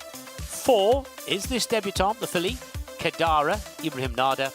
And number 5, Hadar, Neil Callan in the saddle. 5 runners to go to post for the 2024 Bahrain Derby over 2,000 metres. 4 of the runners trained by Fauzi Nas.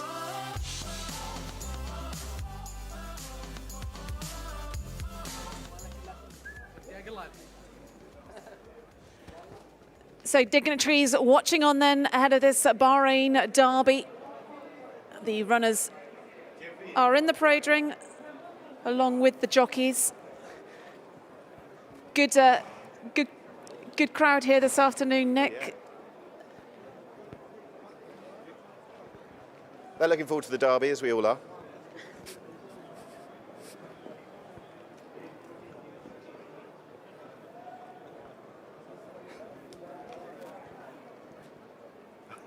So it's Ibrahim Nada getting instructions from Hada Ibrahim. He's on board Kadara. But let's have a look at horse number 1 then. This is Hercules, who'll be running in the colours of Fawzi Nas, trained, owned and bred the horse.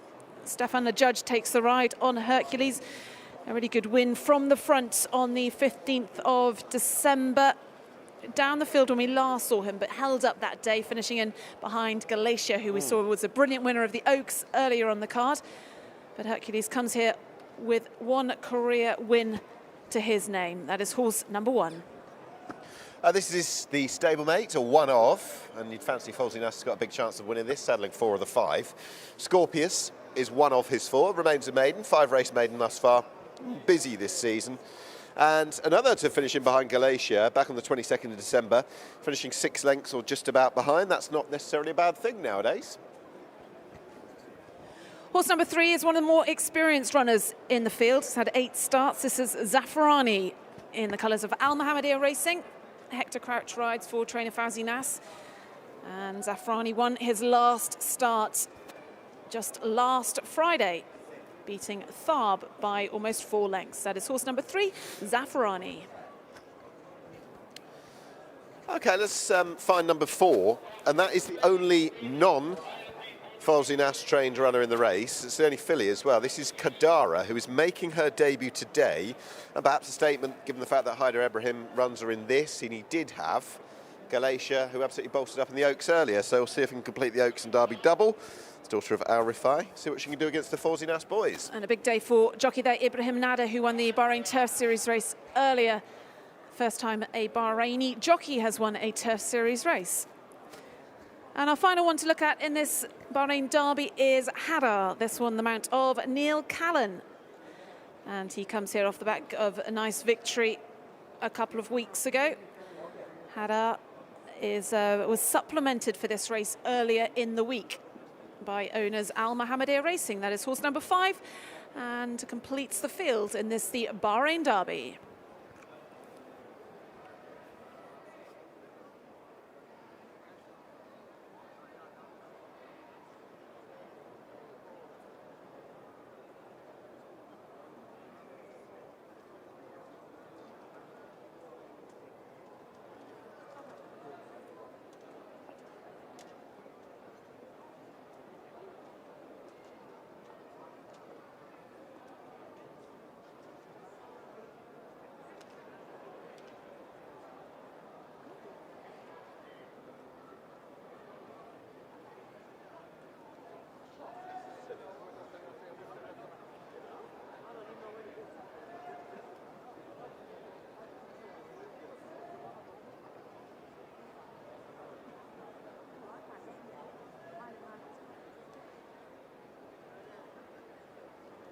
So 5 runners, 4 of them trained by Fawzi Nas.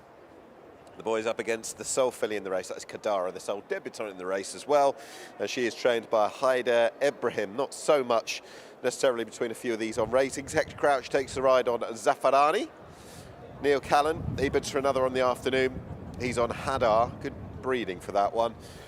Stefan Lajaj on Hercules, and Hussein Maki is on Scorpius. Those of the highest ratings, well, 57 that for Zafarani, who was off the mark last time out. That dominant success over 1,800 metres just last Friday, as Ali was saying, building on what had done prior, and took a 9 points hike at the ratings. There was a lot of opposition in that race, but I'm not sure how much depth perhaps there was to it, quantity rather than quality. It looks surefire, Zafarani, to enjoy the extra 200 metres after that finish. Has tried 2,000 metres before, didn't give the running best back on the 22nd of December. Right, the filly goes in, that's Kadara. as Haider Ibrahim bids to complete the Derby Oaks double. The Oaks is in the bag with Galatia. 4 plays 1 though. Fawzi Nas up against Haider Ibrahim. It is the Bahrain Derby, race 7. Here's Darren. So it is Derby time. The Bahrain Derby is upon us, and HAWAR will be the last one to load for this 2,000-metre race for the locally bred 4-year-olds, domestic grade 1. The Derby.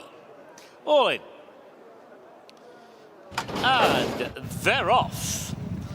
So they jump away for the Bahrain Derby. The last one to stride and looking a little bit green is Kadara, the filly at the back, but has got going, has warmed to the task now, but the pace is being made by Hercules as they make the approach to the first turn. Followed by HAWAR, white sleeves, white cap, second place. Safarani just in behind, yellow cap of Scorpius sitting in 4th position, and the back marker. But now moving alongside Scorpius is the newcomer Kadara.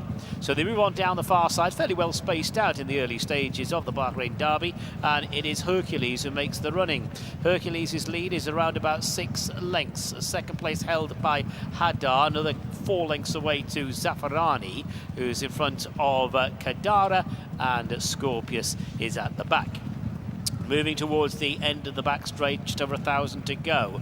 Hercules and Stefan Lajage in front. Still has a nice leading margin over HAWAR as they swing away from the back. Back in 3rd spot, Safarani with Scorpius next, and Kadara now just a few lengths detached as they work their way inside the final 800. Down the side of the track, and Hercules is the clear leader approaching the final bend and is increasing that lead if anything. So it's Hercules by a good 7 lengths. Second place HAWAR. On the outside, Scorpius is making an effort, being followed by Safarani, and Kadara is last of all. The one thing's for certain at the moment is that Fawzi Nas is responsible for the first 4 in the running as they approach the final 400 metres. It's Hercules who has got the lead. Hercules by around about 6 or 7 lengths. HAWAR trying valiantly to make an impression. Safarani next, followed by Scorpius. Kadara is a long way back, and facing the final 200 metres, it's Hercules still leading by a good 5 lengths, with HAWAR not giving in the hands of Neil Callan in 2nd place. But it is Hercules going towards the winning post. It's Derby Glory in Bahrain for Hercules. Hercules the winner. 2nd place HAWAR. Back in 3rd Scorpius, followed by Safarani and Kadara. So it's Hercules, the winner of the Derby. Hercules wins for the 2nd time in his short career. Won here in mid-December by a convincing 7.5 lengths. This horse was actually beaten out of sight, beaten over 14 lengths by the brilliant Oaks winner Galatia last time. But Hercules has dominated. Hercules has made every yard of it. Stefan Lajage has just written his 2nd winner of the day, and HAWAR tried valiantly to close, but just couldn't close in the end. So Hercules is the winner of the 2024 Bahrain Derby. Yes, we expected Fawzi Nas to win the race. Not necessarily everyone would have been on Hercules, but a strong performance on the front end and a good ride by Stefan Lajage, who at a moment probably sensed the fact that he had plenty underneath him and it was an occasion to really kick on. That's exactly what he did, stole the march, and from there on in, they danced to the beat of his drum. It was a very good ride, enterprising on the front end.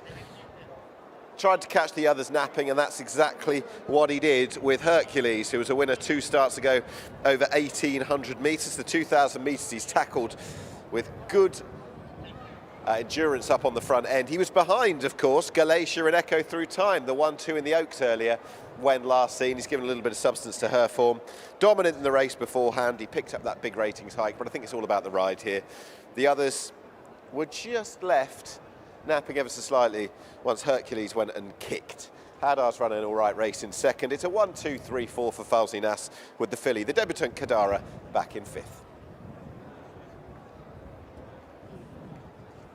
Well, 3 wins on the card for trainer Fawzi Nas. Now 2 wins for jockey Stefan Lajage. And Stefan, you've formed a really nice bond with this one. Thanks. Yeah, this horse is a nice horse. He's a galloper, that's why I leave him free. I was free to go front today, so now he responds well of what we were expecting from him. So very happy to see you here for a second time of the day.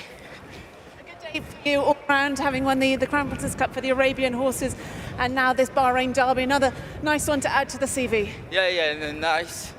To be honest, I was expecting a lot in the sprint.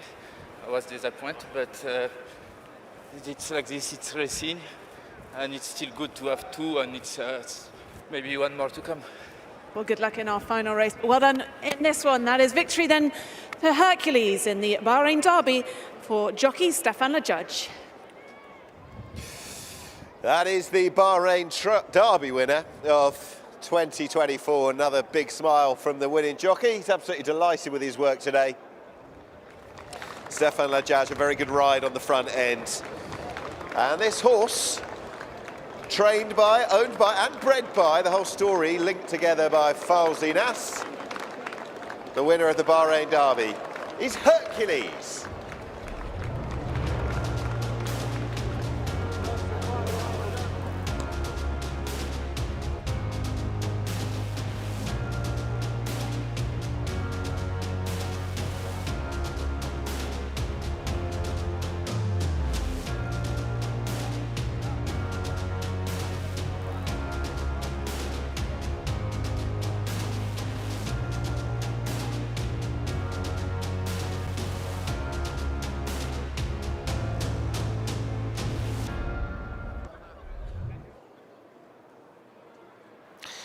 The result of the 2024 Bahrain Derby: first, number 1, Hercules. Second was number 5, Hadar. Third, number 2, Scorpius. And the fourth horse home was number 3, Zafarani, confirming number 4, Kadara, as fifth. The distance is 4 3/4 lengths and the same. That's 4 3/4 lengths and the same. And the official time of the winning horse, 2 minutes 08.24. 2 minutes 08.24. Hercules makes all to win the Derby.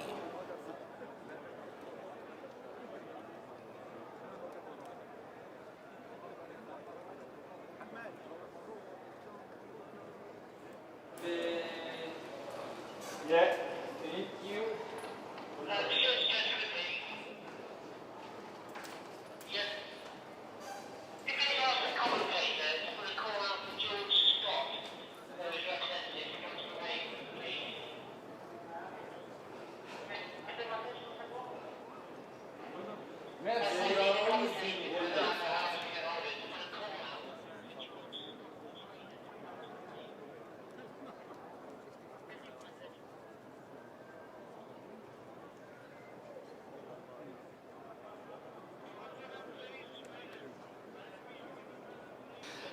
The result of the 7th race is official. They have weighed in. Would the trainer George Scott please report to the weighing room? That's George Scott to the weighing room.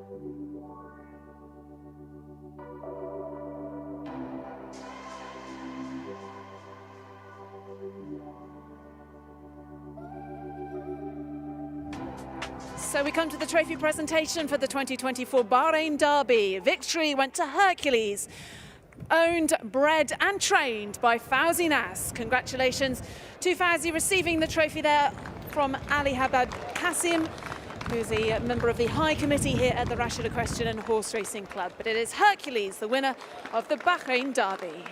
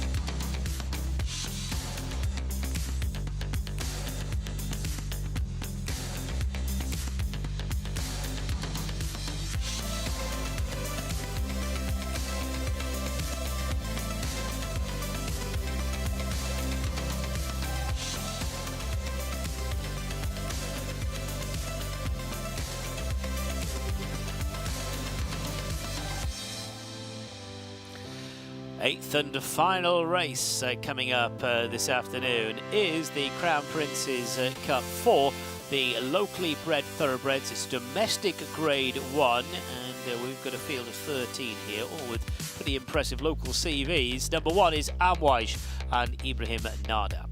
Number 2, Battle of Talus. Finished third in the race last year. Gerald Mosse takes the ride.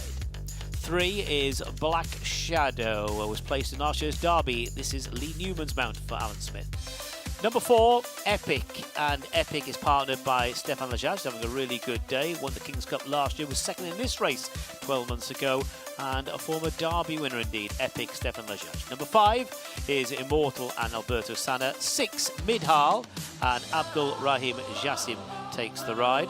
Number 7 is Mudalal and Neil Callum. 8, Pisces and Callum Shepherd. 9, Sinjar, Pat Cosgrave. 10 is Taris, last year's winner, and Hussein Maki. 11 is Bint Al Jazeera and Jason Watson. 12 is Manama Girl, former Oaks heroine, Nathan Cross in the saddle, and last year's Oaks winner, number 13, Mediterranean Moon, the mount of Edinson Rodriguez. This is the Crown Prince's Cup Domestic Grade 1 for the locally bred thoroughbreds. 2,000 metres the journey. Well, plenty of entertainment for everyone here on Crown Prince's Cup Day, and we've come to our final race of the afternoon, this one for the local bred horses. And the top 3 in this race from last year lining up again, once again, Taris, Epic and Battle of Talus. Let's have a look at the horses then in the parade ring. We're going to start with horse number 1. This is Amwaj. This one trained by Hadi Ibrahim. Ibrahim Nada takes the ride on this in the colours. Mohammed Khaled Abdurrahim ran in the trial for this a few weeks ago, finishing 8th, so needs to find more in this. Finished 8th in the trial under Alberto Sana. Ibrahim Nada takes the ride on this horse number 1, Amwaj. Okay, number 2's got a little bit warm, and that is Battle of Talus. But generally speaking, you set your clock by him. It doesn't fluctuate too much in his ratings. Been rated the same all season. Runner-up to Amwaj here last time. He meets the winner on the same sort of terms. Hasn't won since last season, but he's a good and consistent horse. That's Battle of Talus.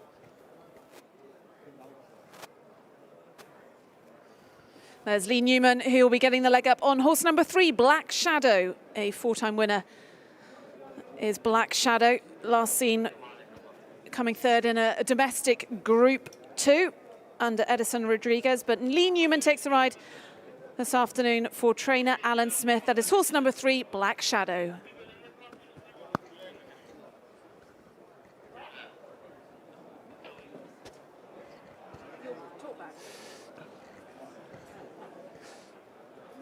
Okay, that's number 7, I think. In which case, I'll be Mudalal, but I'm sure we're going to come back and find horse number 4 in a few moments. There's 3.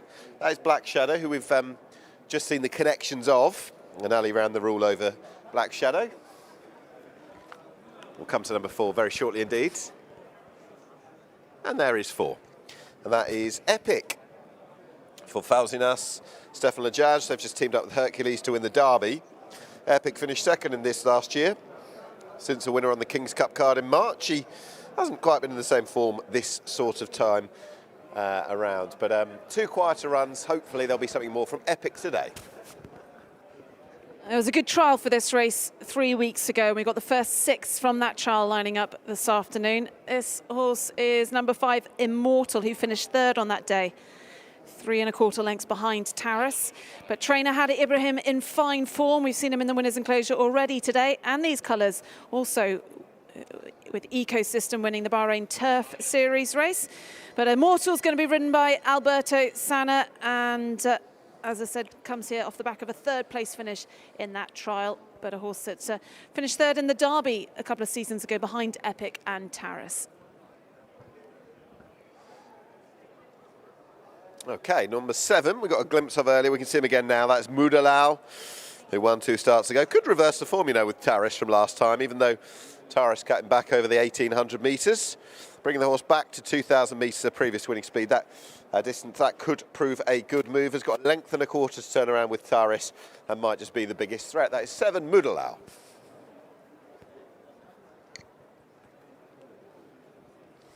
There's Pat Cosgrave, who'll be getting on board Sinjar for trainer Abdullah Kuwaiti. So nice for Pat to pick up some outside rides, some locally trained horses. And he'll be on board Sinjar. Okay, that is horse 9. That's Sinjar.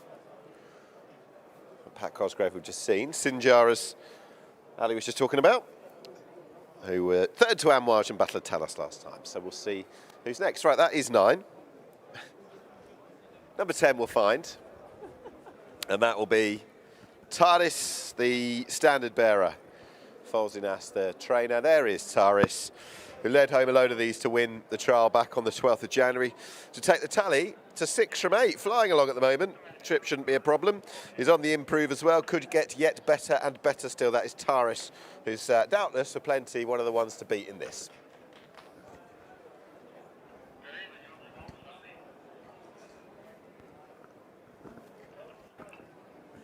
Let's have a look at horse number 12, one of 3 mares or fillies in the race. This is Manama Girl, who was the Brilliant Oak winner of 2022.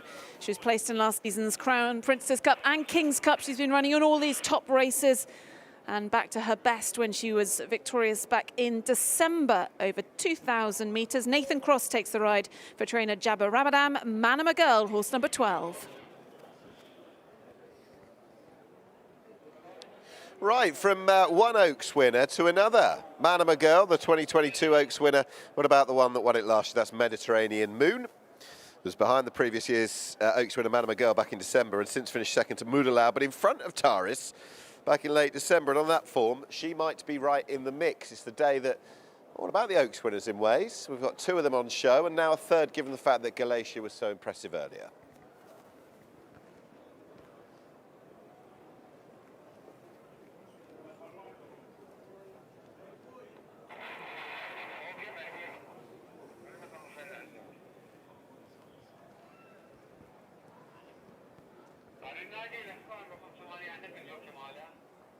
So the horses making their way out onto track. They'll be going down to the 2,000-metre start, which we saw for the imported horses. Taris, horse number 10, looking to defend his title. Convincing winner of this race 12 months ago, beating Epic and Battle of Talas, who also line up against him this afternoon. Hussein Maki looking to make it 4 wins for trainer Fauzi Nas. He's built up a great relationship with this horse, great partnership with Taris. He's a 6-time winner. He's won 6 out of his 8 start. There, though, is horse number 7, Mudalau, a horse that beat Taris in December. And he'll be the mount of Neil Callan, also for Fauzi Nas in the Al Mohammedia racing colours.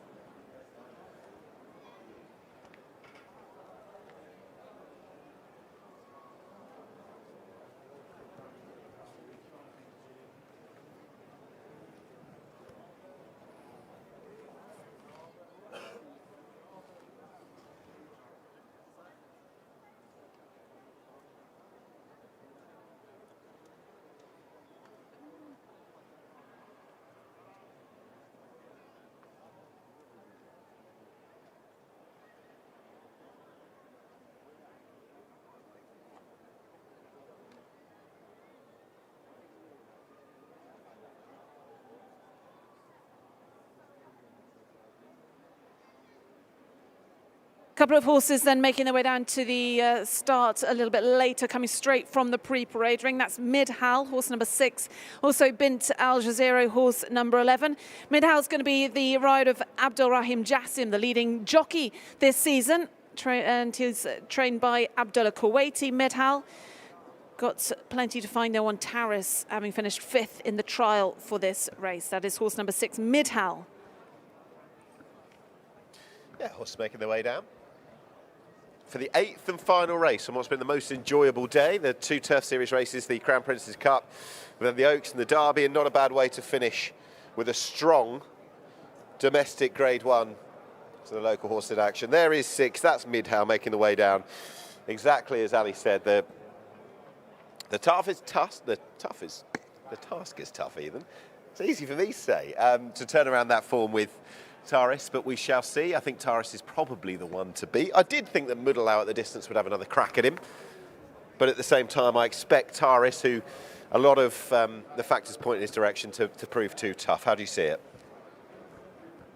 Taris was impressive in the trial just 3 weeks ago, beating Mudalau that day by a length and a quarter, and although Taris was beaten by him in December, that was his first run of the season. So as you say, Taris back here to defend his title, and surely the one to beat. I'd love to see the 2 fillies run well, those being, or the 2 mares, or 2 of them, Manama Girl and Mediterranean Moon, the 2 Oaks winners who clashed, of course, back in December on the opening night of the Turf Series on the undercard, and beat Mediterranean Moon, Manama Girl, that day by a length. I thought that Mediterranean Moon, she's just holding her form and she's running well this season.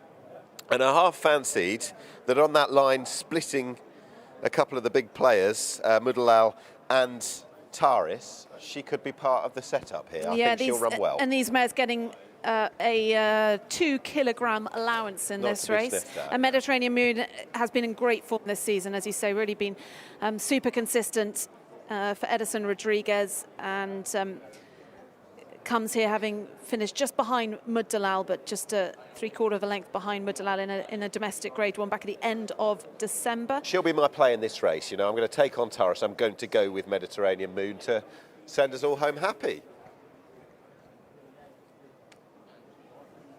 With me or not?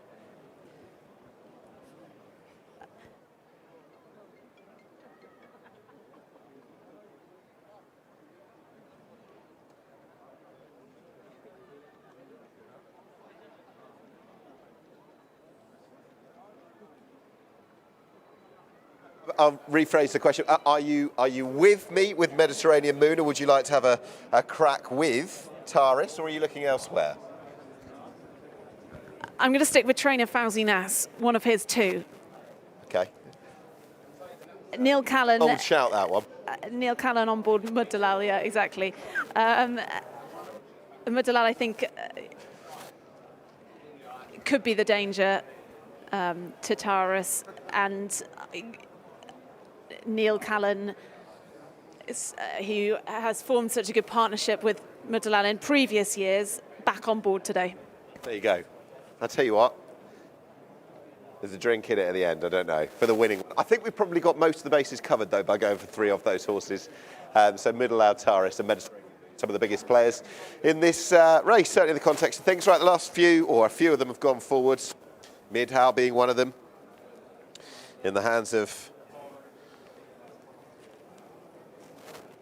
Rahim Jassim, the jockey. 2 going forward, Battle of Talas, Jerabos, I think, today. Lucky not to win. The best of them come the end, we'll see. Right, up to Darren with thanks to the last of 8. Thanks, Nick. Yes, the last of the runners going in, former Oaks heroine Manama Girl. That's it, they're all in. This domestic Grade 1. And they're off from the 2,000-metre start. Immortal was a little bit sluggishly away, and so too was Pisces. Epic has been dropped down at the outside and at the rear of the field. Sinjar began sharply, and right there with the leaders, Black Shadow, Mediterranean Moon, and Mudalau is closest to the plastic as they go into the first turn. Bint Al Jazeera going about 3 or 4 wide into that bend, followed by Sinjar, Black Shadow, Manama Girl is following. Then comes Mediterranean Moon, Mudalau on the inside. Amwaj Purple Jacket is going 3 wide around that turn. Midhal is in the mix. Taris is at the running rail at the moment. A little bit keen as well, Taris, followed by Battle of Talis. Off the pace at present, Epic and Pisces. Going on down the far side, and it is Bint Al Jazeera. In front by a couple of lengths, Black Shadow second place, Sinjar third. Manama Girl just in behind with Mediterranean Moon and Mudalau for company. Midhal buried in mid-division with Taris on the inside. inside. Amouage, Immortal, next followed by Battle of Thales.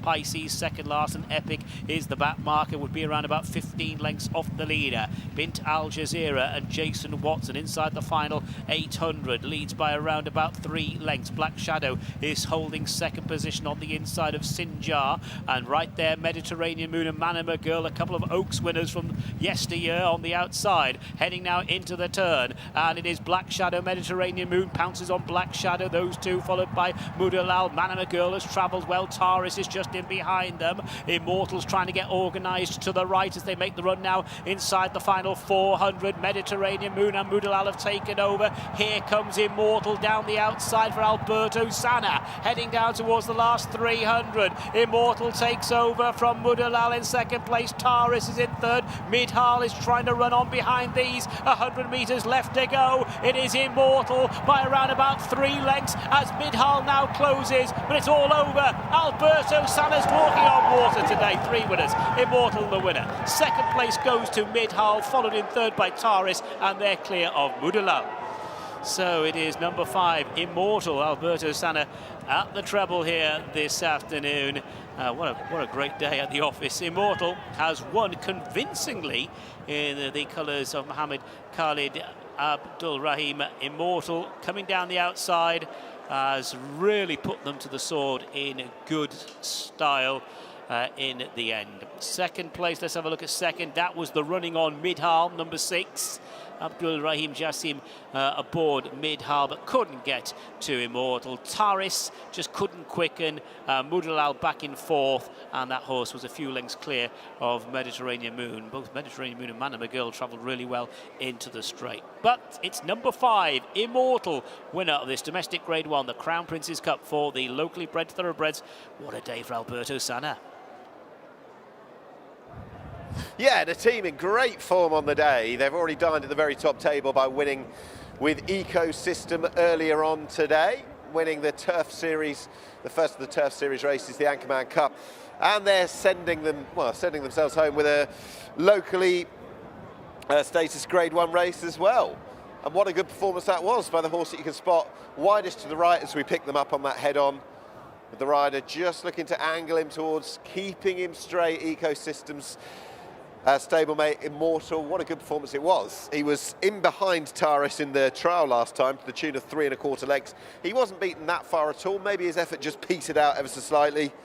And while perhaps he hadn't been in peak form recently, he is bang back to it now, Immortal. He was right in contention until late on in the race before it petered out last time. Well, he's reversed that form and then some, and with those that are just in behind, that form looks pretty reasonable.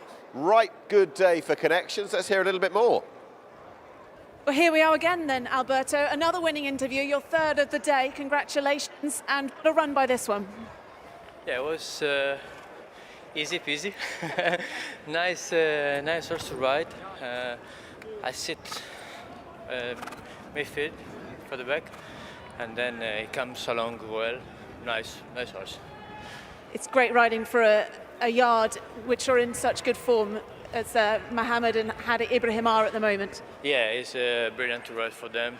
I've been riding for them only 2 times with 3 winners each time, so it's not bad. I was going to say you're riding a lot over in Qatar at the having won the championship there last season, but every time you come here it seems to be riding plenty of winners. Treble last time I was out here, treble again today. Yeah, it's actually my home country, this one. As after leaving Italy in 2012, this was my first country, and everything started in the Gulf from here. So I'm pleased to be back here and win for them. But for Bahraini people, I won in Saudi last year, I won the Emir Saudi in Qatar, so I have plenty of luck with them. Well, enjoy this one. Congratulations. You can add a Crown Prince's Cup then to the CV. Well done to Alberto Sana, winning on board Immortal.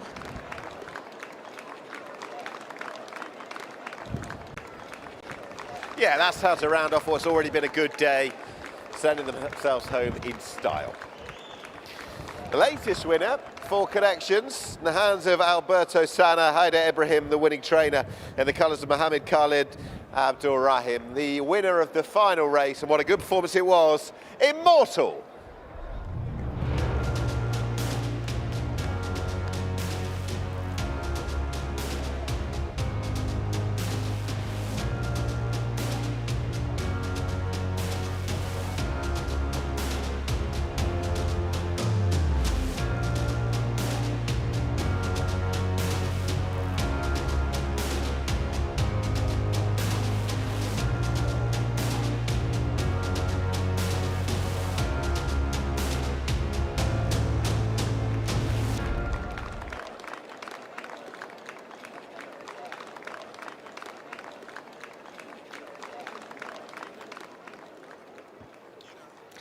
The result of the Crown Prince's Cup for the locally bred thoroughbreds, our final race of the day. First, number 5, Immortal.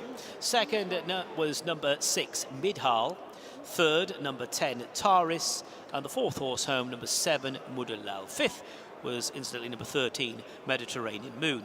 The distances 1 3/4 lengths and 3/4 of a length. That's 1 3/4 lengths and 3/4 of a length. And the time of the winner, 2 minutes 04.92. That's 2 minutes 04.92. Immortal rounds off a great day for the Connections.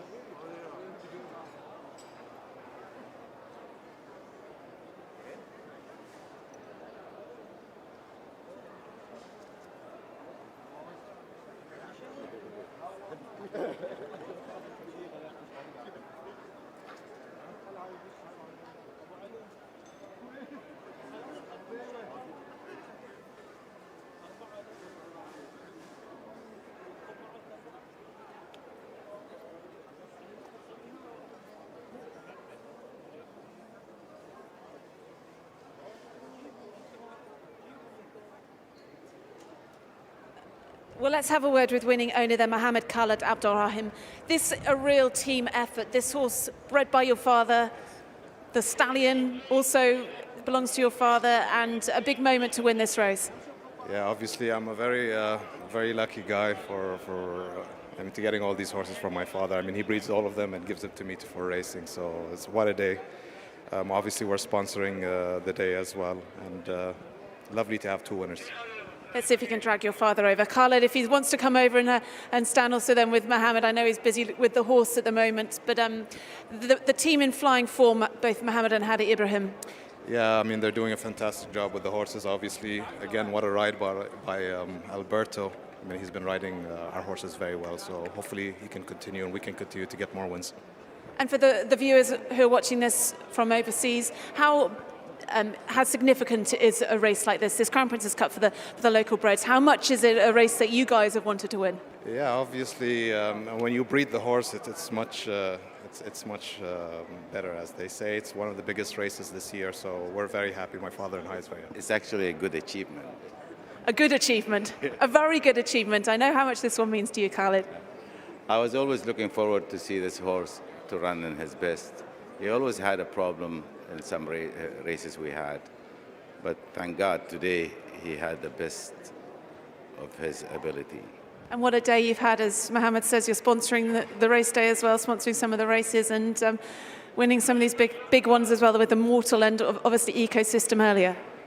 Well, it was my pleasure to be sponsoring the Crown Prince Cup, and it was a good luck for me. So, well done. Enjoy the celebrations, guys. Thank you. Thank you. Thank you.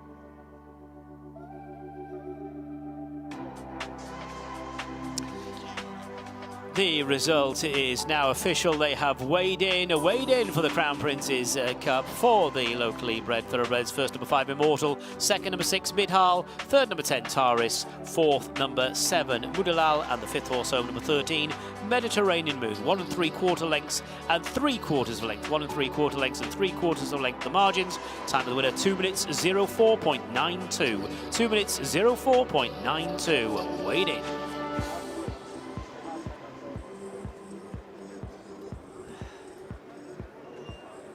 And His Highness Sheikh Isa bin Salman bin Hamad Al Khalifa, chairman of the High Committee here at the Rashid Equestrian and Horse Racing Club, presenting the trophy, the winning trophy, to Mohammed Khaled Abdulrahim, and alongside his father, Khaled Abdulrahim, well done, to Immortal, the winner of the 2024 Crown Prince's Cup for the local bred thoroughbreds.